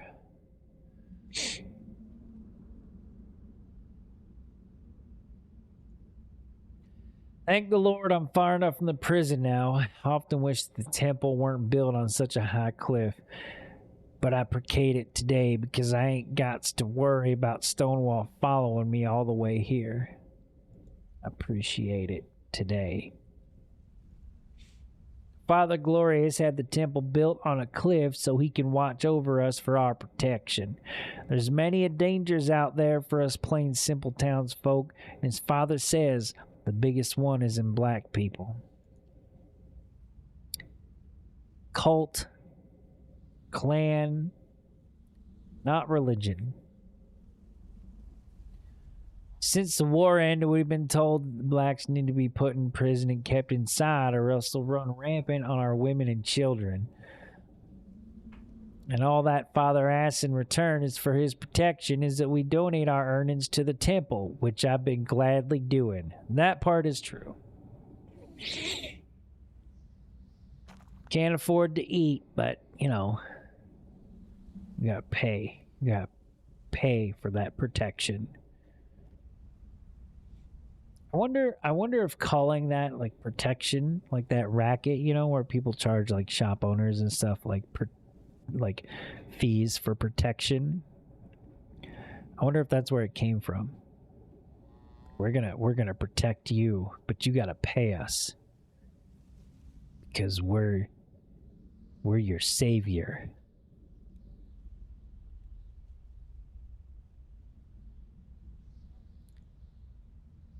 I remember being in this exact spot just the other day. I was sitting on this here rock with a little Susie, and the other children was playing nearby. I think that was like the Romans. That also makes sense. I guess. I don't know shit about shit. Couple of children to put pond seeds under this tree and was waiting behind it with a basket. They was trying to catch a fox squirrels. Well, they finally trapped one and they hollered with joy.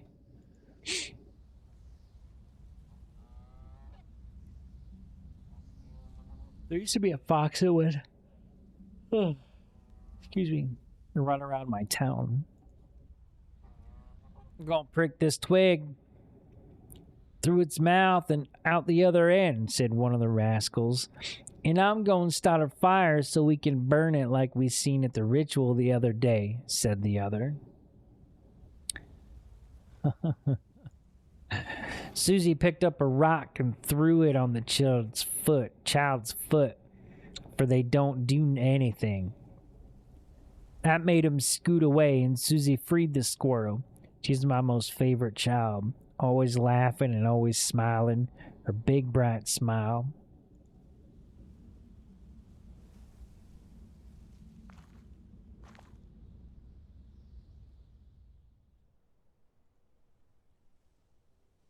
I ain't heard her laugh in a long time, though. She was helping an escaped prisoner, and the temple found out. Soon after, it was announced that she'd been chosen as the new Lady Bliss. That sounds bad. I was overjoyed for her. Little Susie been chosen to be the newest wife of Father Glorious. Yup. Father says it's his holy duty to get married 80 times by the apocalypse. Now Susie would be one of the Lady Bliss. I remember seeing her at the wedding ceremony. She looked like an angel. When she was walked down the aisle and sat next to Father Glorious, I looked at her and she looked back at me with the saddest eyes. Oh, how I wish I could have comforted her at that moment. Imagine an arranged marriage with a child and them being upset. I seen her 3 months later at the next ceremony when Father Glorious was marrying the new young Lady Bliss. Susie stood behind the throne alongside all the other Ladies Bliss. She looked different than the other girls because she weren't smiling. Her eyes had an empty, lost look. I waved to her, but I figured she ain't noticed.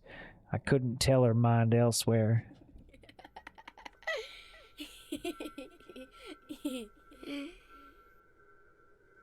Thanks. I hate it.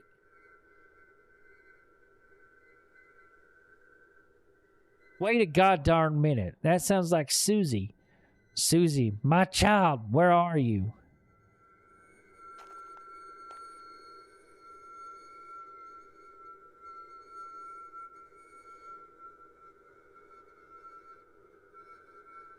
Okay. Susie, is it really you? I'm so glad I finally found you. I can't wait to tell your parents. They've been worried sick about you.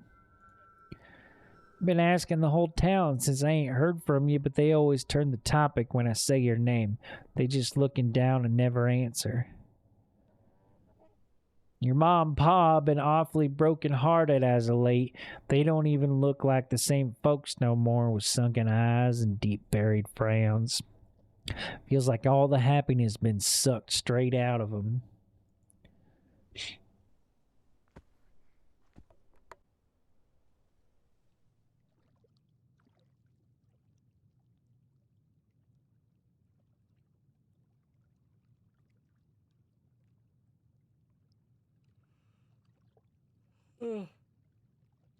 Excuse me.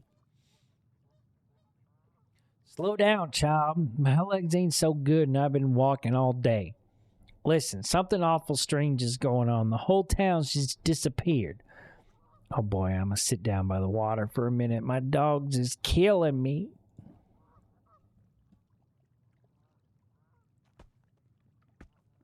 Hey, Bug, how's it going?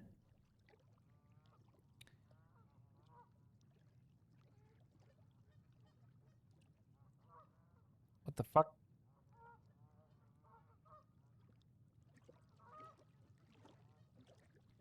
I don't like coming here because I've seen a few dead bodies of prisoners washed up on this here shore. I ain't seen no gunshot wounds on them, so I figured they either drowned or was drowned by somebody. There's the Alabama River. It takes many hours by boat to get to the next nearest town called Shiloh. It's actually where I'm from. I came to Needle more than 15 years ago. Boy, I sure had a different life back then. My dog's killing me. My dogs are killing me. Softly, with his song. See what I did there? I combined two things that were old.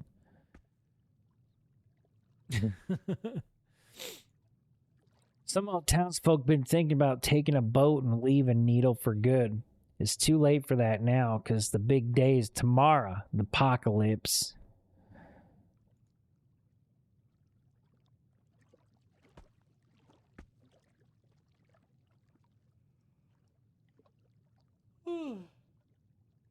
Excuse me. Tomorrow on 8/8/1988, the whole town's gonna gather in the big field, and all is gonna drink the heavenly milk. Let me read that again. Tomorrow on 8/8/1888, the whole town's gonna gather in the big field, and all of us gonna drink the heavenly milk.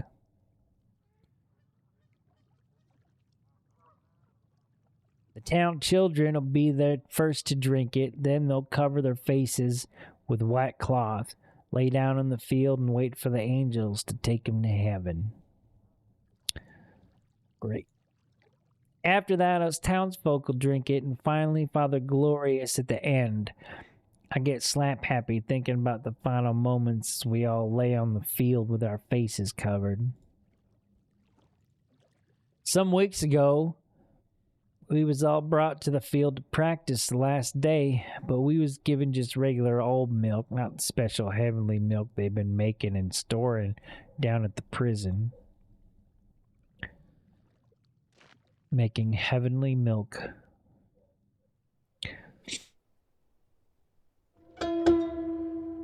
Why, I'll be. Where the heck all the temple guards? There's always a small army of them guarding these temple gates, but there ain't no trace of them today. The whole town's afraid of those bastards. They wear ugly green robes and frightening white wigs. Worst part is the masks they wear with long noses hanging down the chins, big circles for the eyes, and creepy smiles that stretch ear to ear. And they carry powerful rifles. No one knows who's behind the masks either. I've heard that one must pass many vile and despicable rituals to become a temple guard. I can't even think about those sick customs. What are you up to tonight, Bug? I had a nightmare about this exact spot the other night. It was dreadfully scary and really shook me up. Only thing that gave me peace was that it ain't possible to happen in real life.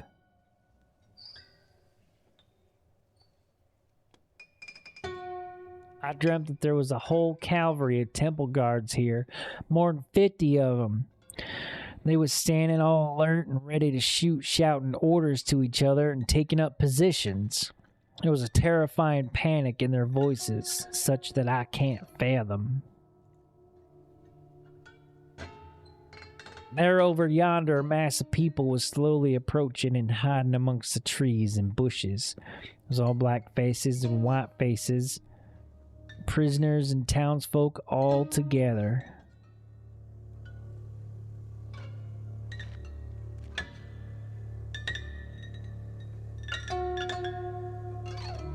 As a mass of people kept marching forward, hundreds of them, I was when the temple guards started firing and kept on firing till this place was just heavy smoke from their rifles. Bodies upon dead bodies lay in the wake, black bodies and white bodies, prisoners and townsfolk. Blood streamed into the puddles from the corpses, but the masses kept coming forward, stepping over dead bodies, trampling over the Alamo's dead. Almost dead. Remember the Alamo. And a few of the old guards ran out of bullets and tried to escape from the growing mob. One guard climbed up this here pole but slipped and fell on the rocks with a bone-crushing thud. And the mob beat on his dead body till the green robe darkened with bleeding. The guard's mask had broken and he fell, and distinctly remember in the nightmare that it was the dead face of Farmer Jim. Not a surprise. Not a surprise after the way that we've talked about Jim. In the nightmare, I found myself as part of the mob, and there was no black or white in this mob. It was just one big breathing, heaving, seething monster. It was just one big breathing, heaving, seething monster.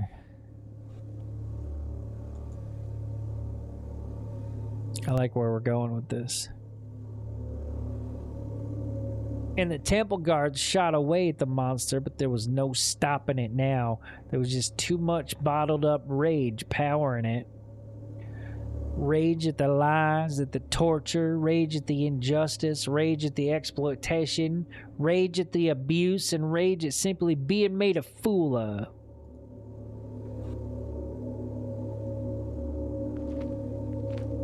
What if this guy's dead? And his dream is real, and he's in purgatory? What if?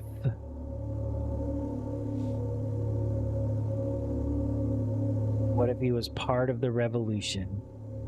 Part of that beast? Was shot.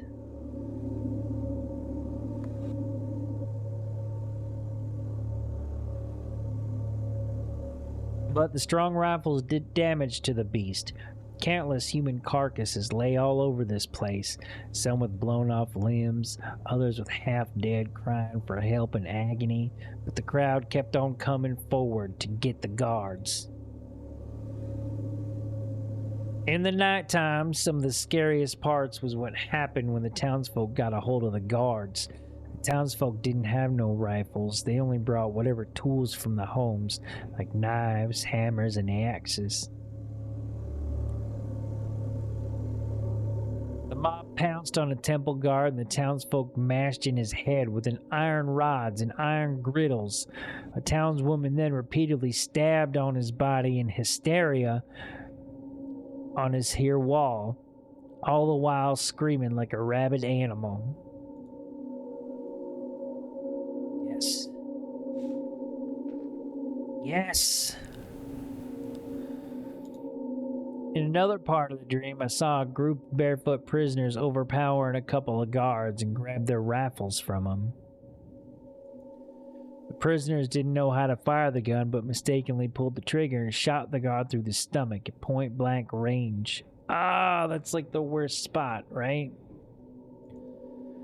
The force of the shot pushed the prisoner off his feet, and he flew down this ledge. As for the guard, the shot almost blew his body in two halves. God damn, that's a strong rifle. I said, God damn. And the crazed crowd just lurched forward. They was covered with the mixed blood of dead prisoners and dead townsfolk and dead guards.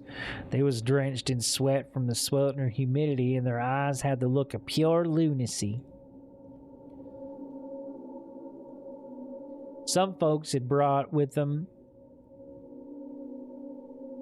fire-lit torches, and they lighted a blaze in the dead bodies and the guards. They hollered and laughed like wild children as if there was anything funny about it. At the end of the dream, all the guards had been killed. Prisoners and townsfolk sat here, all in complete silence. Then one of the townsmen broke out in loud sobs, and the rest of the folks joined in mourning the loss of the town children and their fellow townsfolk and their hope. Others cried for their newly found freedom. It's strange that I have the same nightmare almost every night, and I always wake up screaming and crying from it. I fucking knew it. I fucking knew it.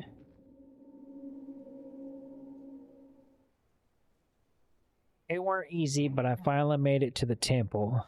I'm already starting to feel peace in my mind because I've arrived to my most favorite place. I wish everyone could see how grand the temple is. The lovely marble on the floors is from some far-off country. The fine wooden roofs is all the way up from Oregon. The stained glass mural is by some fancy artist up north. I'm going to bow down at Father Glorious' feet even longer than we usually do because I'm so delighted to see him. I can finally tell him how everyone's gone missing. I'm sure he'll find a solution. He thinks the town's cursed.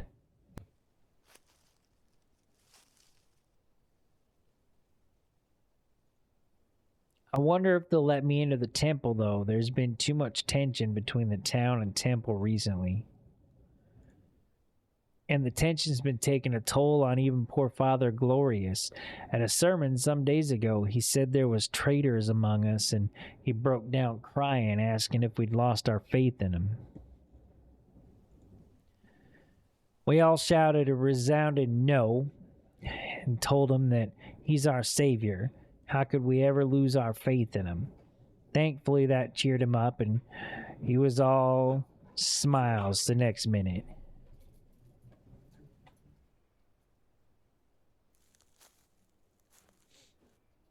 Oh shit, the temple's on fire. About time.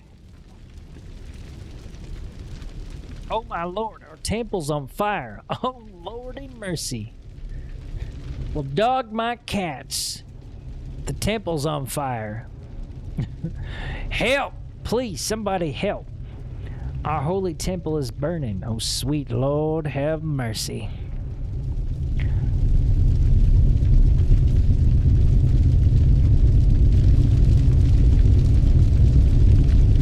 This whole temple's on fire. It's all burned down to hell. Damn that George Grady and the rest of them non-believers who've been planning this. They burnt it down. They really burnt it down. Where's Father Glorious? Where's all the ladies' bliss? God almighty, what should I do? There's just nothing left no more, and there ain't been a soul here to help me. Too much blood, sweat, and tears went into the building of this temple, and many blacks died during its construction. Father Gloria is said to be the last structure standing during the apocalypse, but now it's already gone. Yeah, let's go into the burning building. Excellent plan. Wow, this is where us townsfolk would sit on the floor when Father delivers his sermons. It was only a few days ago when he was preaching and getting us ready for the last day. And this is where Father Glorious sits on his mighty purple throne, his many wives standing behind him and current Lady Bliss beside him, and behind him the mosaic showed Father's encounters with the angels. You always go into burning buildings, free stuff.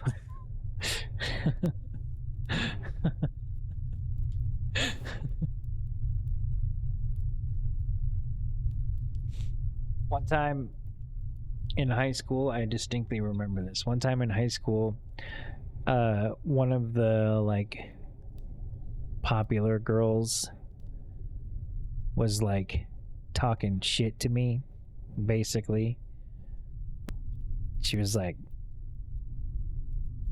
"Where do you get your clothes?" And I just looked at her like completely deadpan, and I just said, "From houses that have burnt down." And she looked at me with the stupidest look on her face. She was like, "Really?" I was like, "Yes."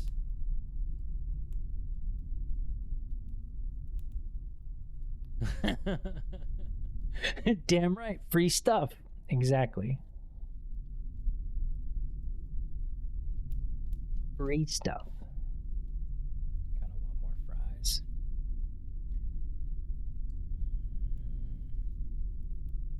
And these here special rooms, none of us townsfolks is allowed in them. They're only for Father's special friends, like Judge Ravenel, the sheriff, and other big officials. They always accompanied by one of the young ladies' bliss.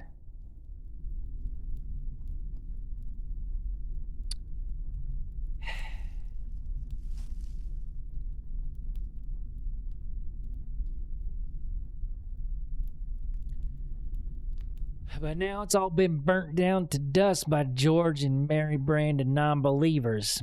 Y'all ain't coming to heaven with us tomorrow. You can burn and scorch here during the apocalypse. Tomorrow? How's any of us going to the heavens if Father Glorious ain't here? What's gonna happen tomorrow on the big day that all of us been waiting for?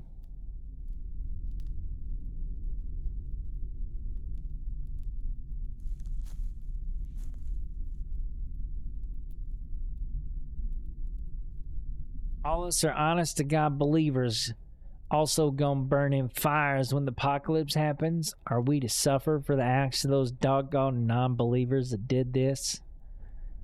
Non-believers. Nah, no. I've been running all over Hell's Half Acre preparing for the big day tomorrow. I done waited patiently all these years to go to heaven and taste the streams of honey and the cream and the fine wines. And be in the green hills away from this cursed stinking town of Needle and the cursed dang nab prison and all the death and all the dead bodies and the torture, and I'm getting dizzy and I can't think and I'm too old and I'm thirsty and I'm drained and I'm getting out. Dizzy.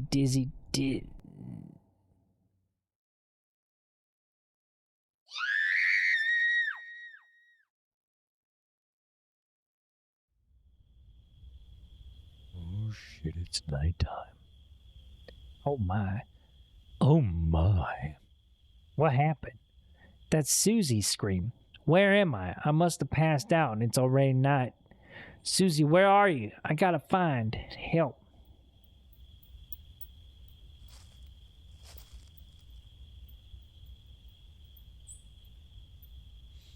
She's a strong girl.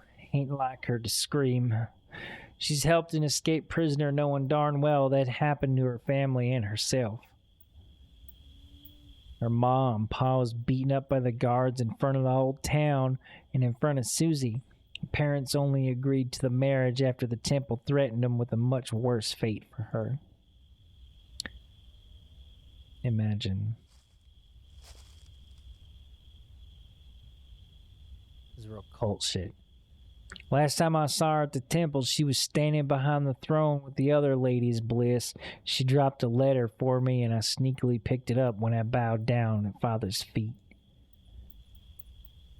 I gave the letter to George Grady because he's one of the few folks in town who can read. I don't know what it said, but I remember seeing the color leave his face after he'd read it. He wrote a reply and asked me to give it to Susie, but I ain't seen her since. Based on Susie's letter, George called a secret town meeting late the other night. That's when he proposed his silly idea of freeing the prisoners to take on the temple guards. After the meeting, when I was sitting alone at home, I heard a knock on the door. Well, lo and behold, it was none other than Farmer Jim. He brought along a bottle of freshly made moonshine.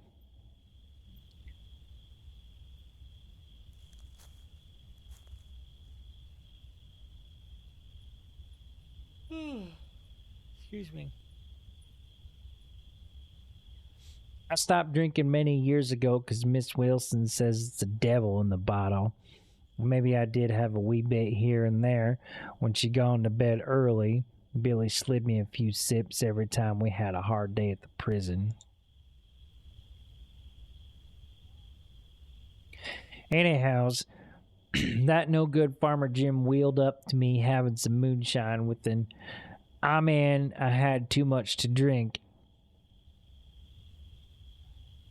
I've told him stuff from the meeting that I hadn't ought to have. I'm sure Farmer Jim went and told the temple about the townsfolk having doubts about the apocalypse. I cussed my damn self for spilling the beans about the meeting.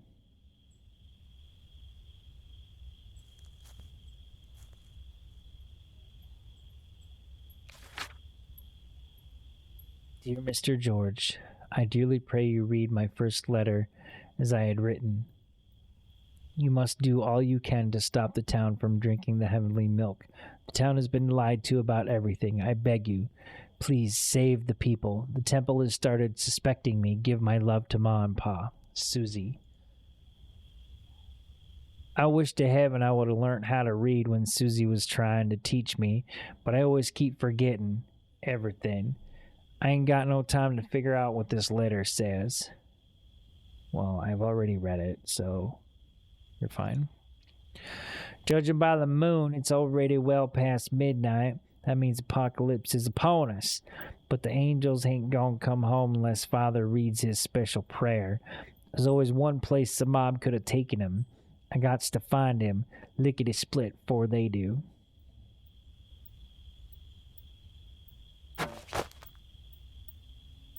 I'll leave these flowers I picked for Susie here.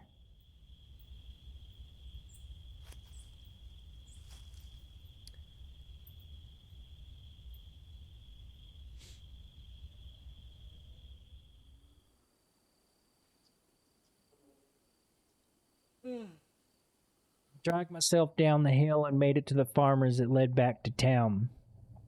I'm going as fast as I can, but something ain't feeling right. Oh, hi there. Hi, Dan. Hello. I gots to stay positive. Everything's gonna be fine. Lord willing, and the creek don't rise. These dang-nab fools burn down the temple, but they never do nothing to Father Glorious. No, they would never lay a finger on him.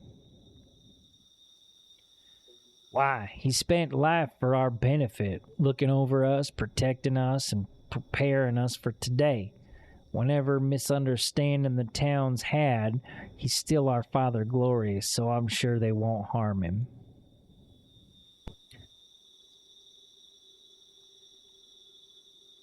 No, they ain't gonna do what we done on Titus. I promised Miss Wilson I wouldn't go to no rituals, but gosh darn it, I went to the one Titus was invited to.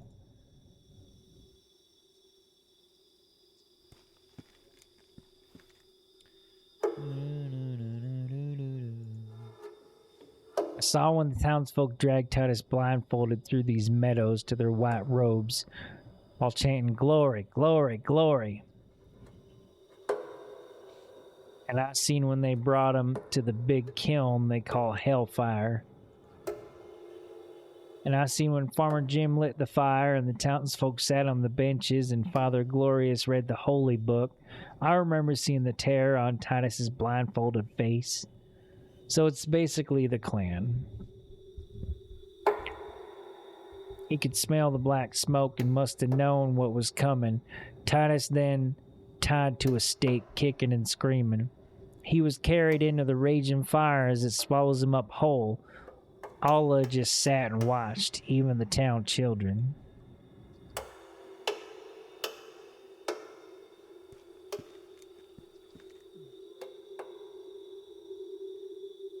And that's where they taking Father now. They gonna tie him on the stake. They gonna light the fire, and those non-believing bastards are gonna burn him alive. There's gonna be nothing left of our Father Glorious but his charred body of ash. Darn. Real upset about that. Can't you see me shedding a tear for dumb fuck Father Glorious? I'm losing it again. I got lots of breathing and be calm. Ain't nothing gonna happen. Everything's fine. We all been waiting too darn long for this day. I'm gonna find Father Glorious soon and he'll be dressed in his fine white robe. And soon when it's dawn, the town bells will toll and all the townsfolk congregate in the field. There'll be joy on everyone's face, excitement that will soon fly away to heaven. Many of the folks will be looking to the skies and try and see the big bright light that's the angels shine.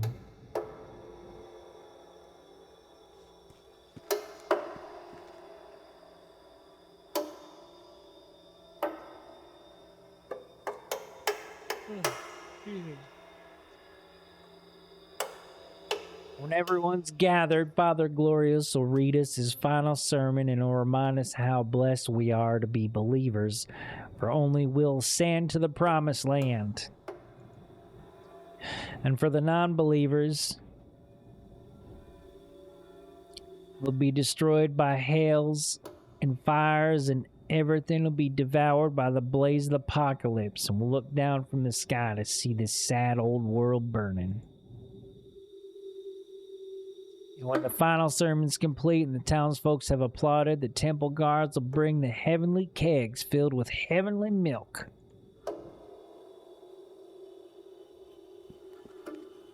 Heavenly milk is just LSD-laced semen.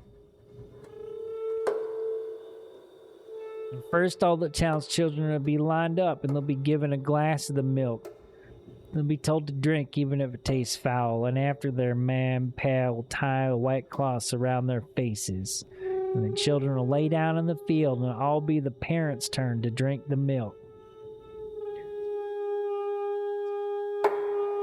The way he says things reminds me of Tommy Pickles sometimes. Like a rugrat in hell.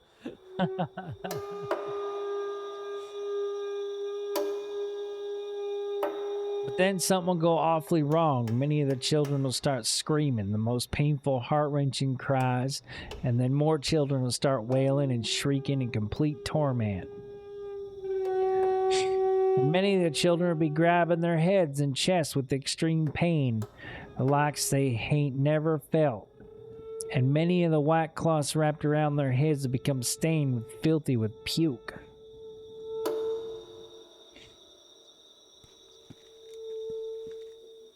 God damn.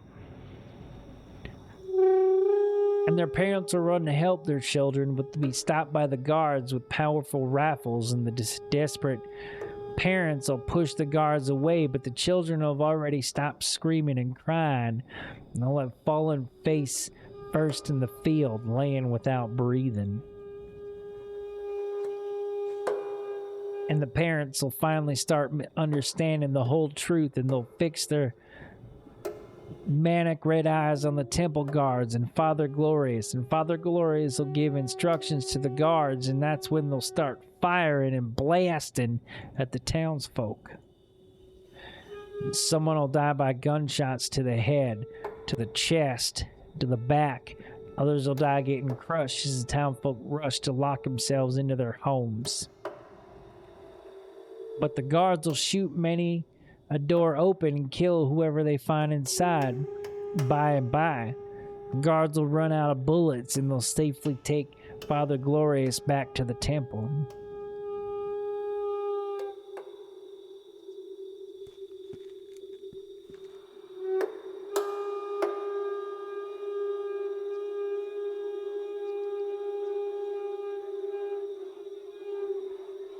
Say, I can hear the sound of chanting. I reckon I'm close to the mob.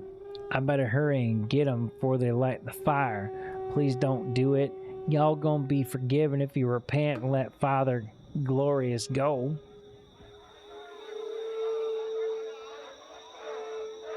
Even George Grady can be forgiven for plotting against Father, damn it. I should have never given him the blasted letter from Susie.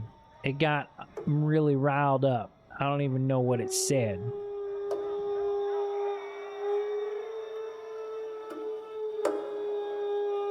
And I should have never given George the extra keys to the prison. I didn't know he'd actually pull off this ridiculous idea and free the prisoners. And I should have never drunk that moonshine and blurted to... Oh God, it's the dog.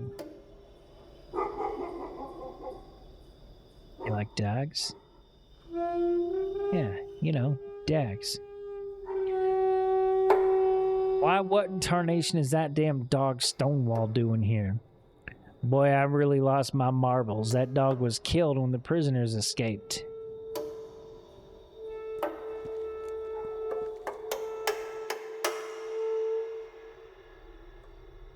I've been looking forward to this day for more than 14 years, dutifully paying my earnings to the temple and devoting my heart and soul to Father Glorious. It was posed to be the happiest day of our lives, the day when all our miseries would finally go away.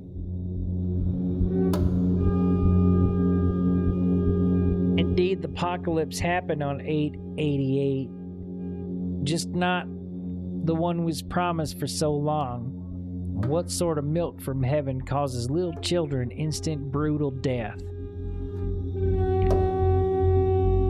What kind of temple kills their own congregation? And what kind of leader peacefully watches a violent massacre unfold in his own faithful believers? Father Glorious must have had some divine reason. How could he wronged us?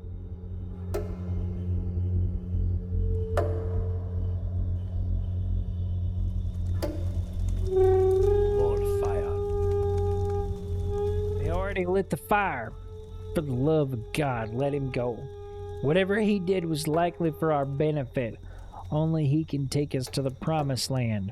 Let's all forget this wretched world behind and just ascend to paradise with angels.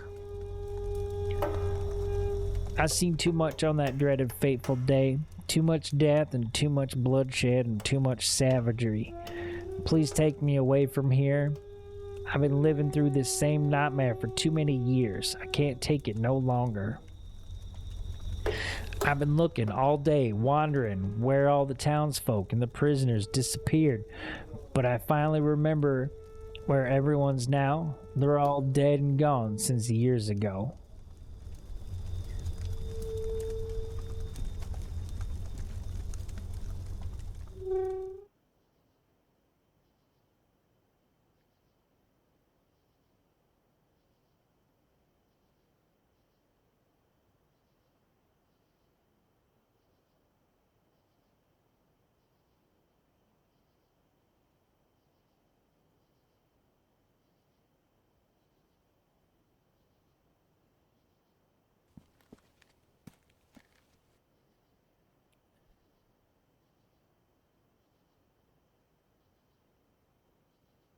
The whole town says I'm a dummy because I can't think so good and I keep forgetting everything. But I ain't no different from the others. See, we all simply forget things we've seen and ain't never learned from them. I overheard Professor telling the other prisoners one day we forgot what's happened to the past and we let it repeat again and again. Nothing's going to change unless we stop forgetting. Phony, dishonest prophets will keep sparing up and sing their gospel of us against them. They'll keep dividing us for their own benefit, and we'll keep phrasing them and allowing them with eyes shut and minds closed. When we're all going to start learning from the past, when are we going to open our eyes?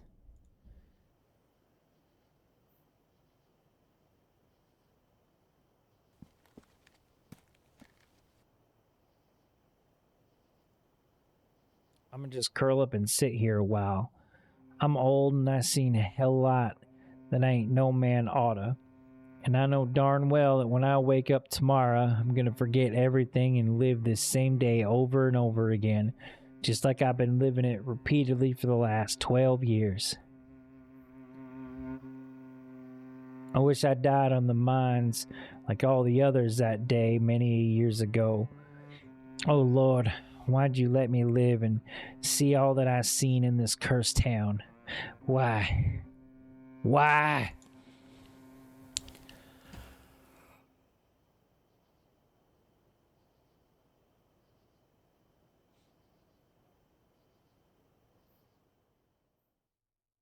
"27 years earlier?"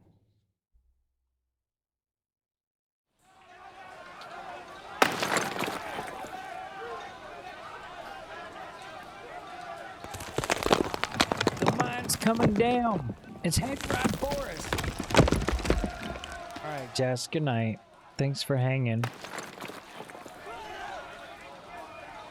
Of your face. Punch it. Punch it. Oh my God, I can't see. Help me. Help me.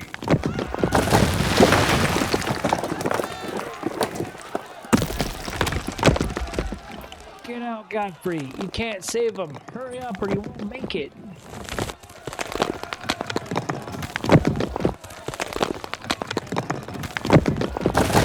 Damn the mining company for sending us down here.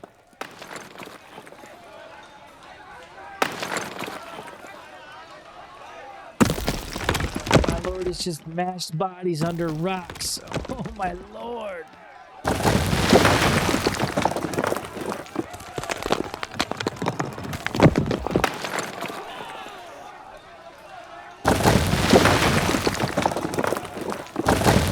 Stop. There's the exit. Hurry up now.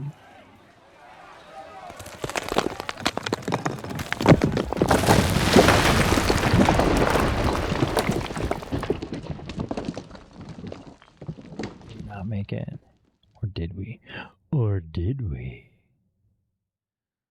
Or did we? Oh, that was it.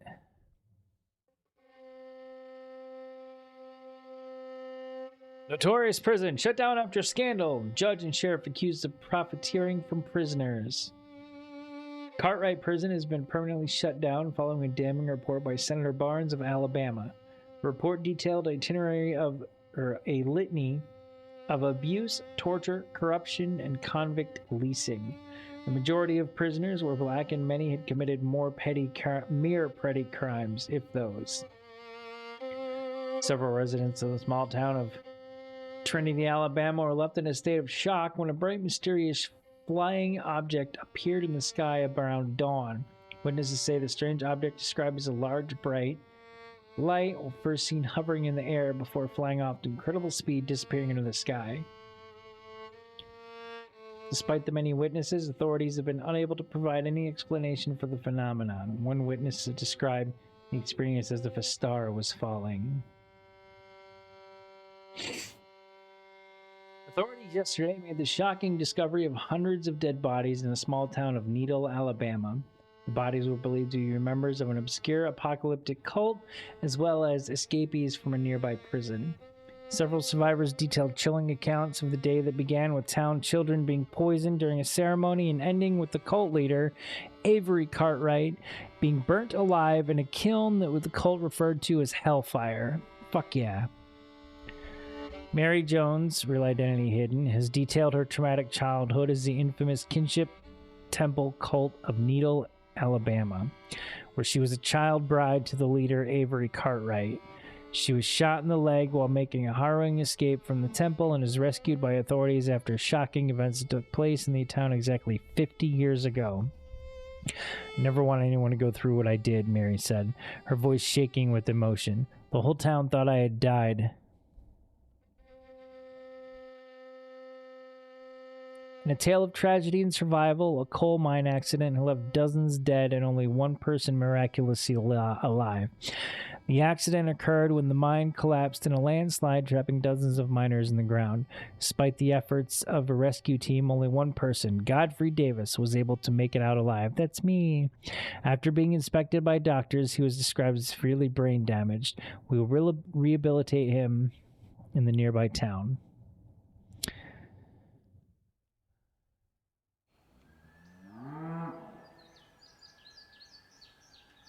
Oh, 8/8/1866.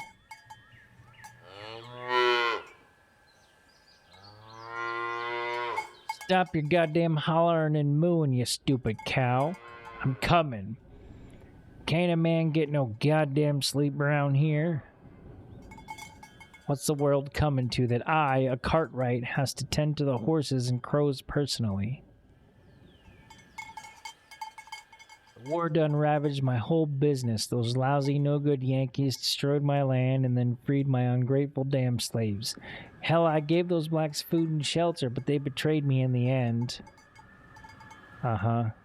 Sure. They left me the minute they could. Just like she left me as soon as my money done run out.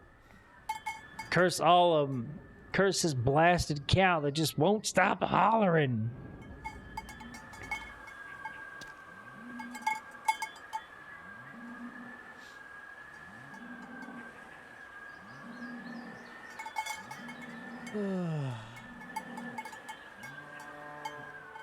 Excuse me.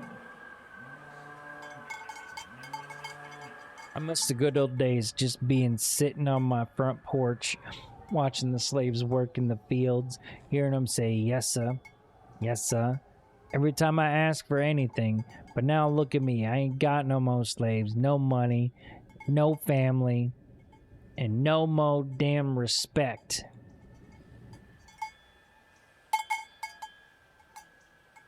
All I got left is a couple old cows that don't let me sleep and a rotten job at the prison.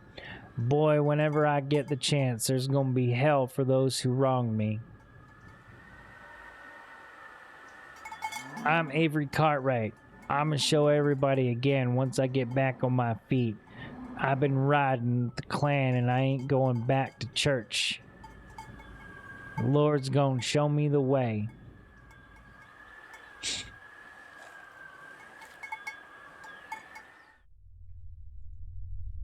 Where the hell did all my cows go? There ain't no cows here.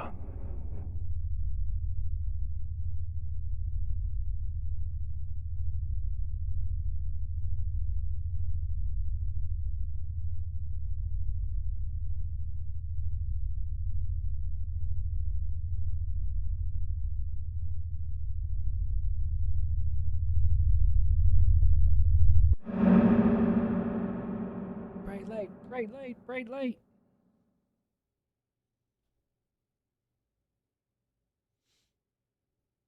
Eight. 88. Needle, Alabama. Thank you for playing. If you enjoyed, please leave a review on the store so you can make similar experiences in the future. Huh. Well, we won. Well, we won. Excellent. I don't think we need to continue. I think we get the point, right? I got nobody. That's what I was thinking of when he said he didn't have any cows.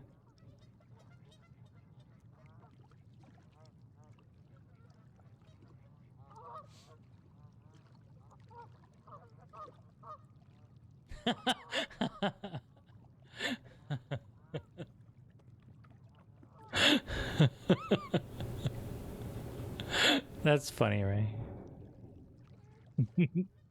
The drumsticks. Nice.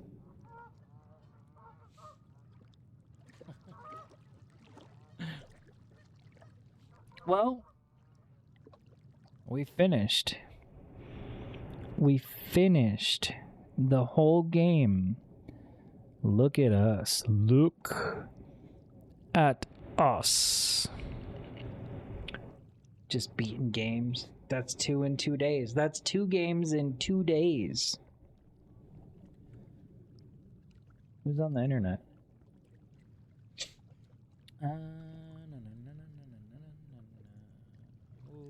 And we go raid.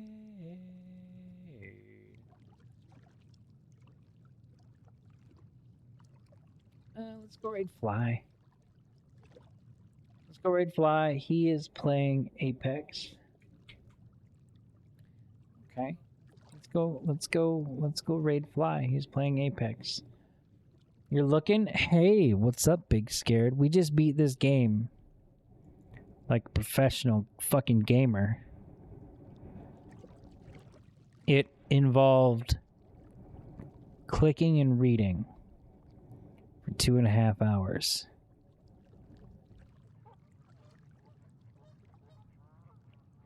Gaming. Peak gaming performance. We read everything with the southern accent.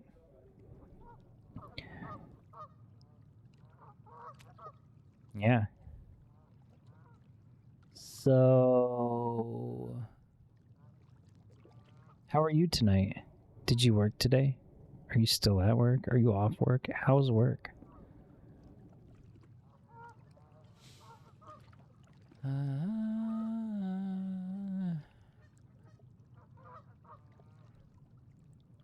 This game was, it had a little, it got me with like a scare. Like a little scare. Not a big one, just a little one. with the loud dog barkings. But it's a little horror game where you kind of explore these different areas, but all of the areas are pictures that were taken from abandoned places. So you're home. Welcome home. You got offered full time. Here's the real question: are you gonna take it? I assume you are. I assume you are based on the way that you said that you're gonna take it. So, hell yeah. We should celebrate. You need the money? I feel that. We all need money, right? Even though it's just made up anyway. We all need it. Smarms. And I We all need like it. to party. Hi, my name is Clam. and Oh yeah. I like to party. We like to party. Yes. Yeah. Yeah. Just slowing it down a little bit, but we're still partying.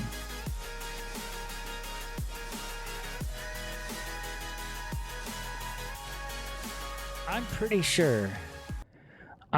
sure that we party. Just saying. Pretty sure. What's up, Coffee? Hello? You've been here for like 30 minutes distracted by the bonky thing? Do it. Give it to me. Right on the nose. Right on the nose. I'm ready. I can take it. I'm planting my feet. Charge it up. Charge it up.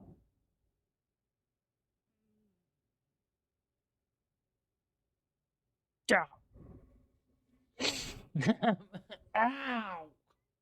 My nose. Oh.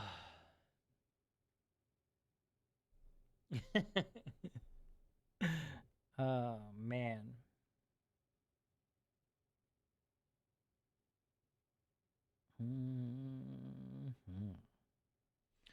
We played a little bit of Fortnite yesterday, Big. And we got 2 victory royales out of 3 games, which is pretty cool. That was exciting. I just wanted you to know that because I was proud of us. However,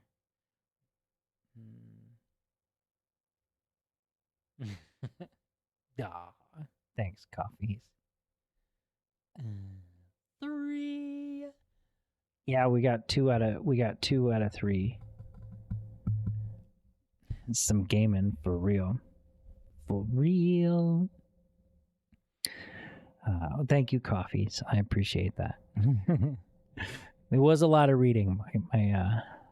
After I feel like I could play this today because I didn't talk much at work today. Like I mostly just walked around with a scowl on my face. So my voice was nice and rested. I didn't have to speak hardly at all. Oh, man. But, yeah. Thank you for hanging out. Let me give both of you Clock Tower shout-outs. How about that? Oh, gosh. Oh, gosh.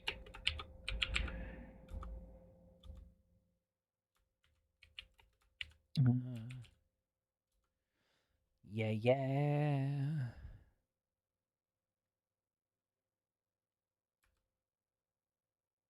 Yeah, yeah. You drink coffee late into the night.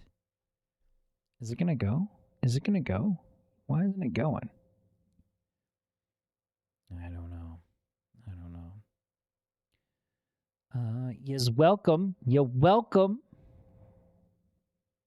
You're welcome.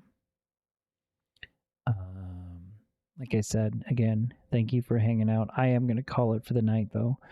We're gonna go raid Fly, who's playing Apex. But he's very nice. He's a nice guy.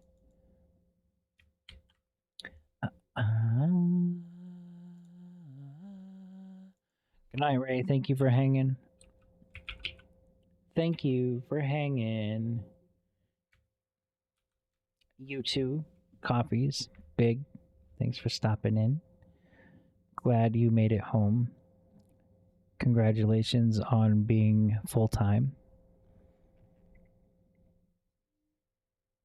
Coffee, have a good night. Quinn, have a good night. Good night. I'm just gonna go. Okay. Yeah.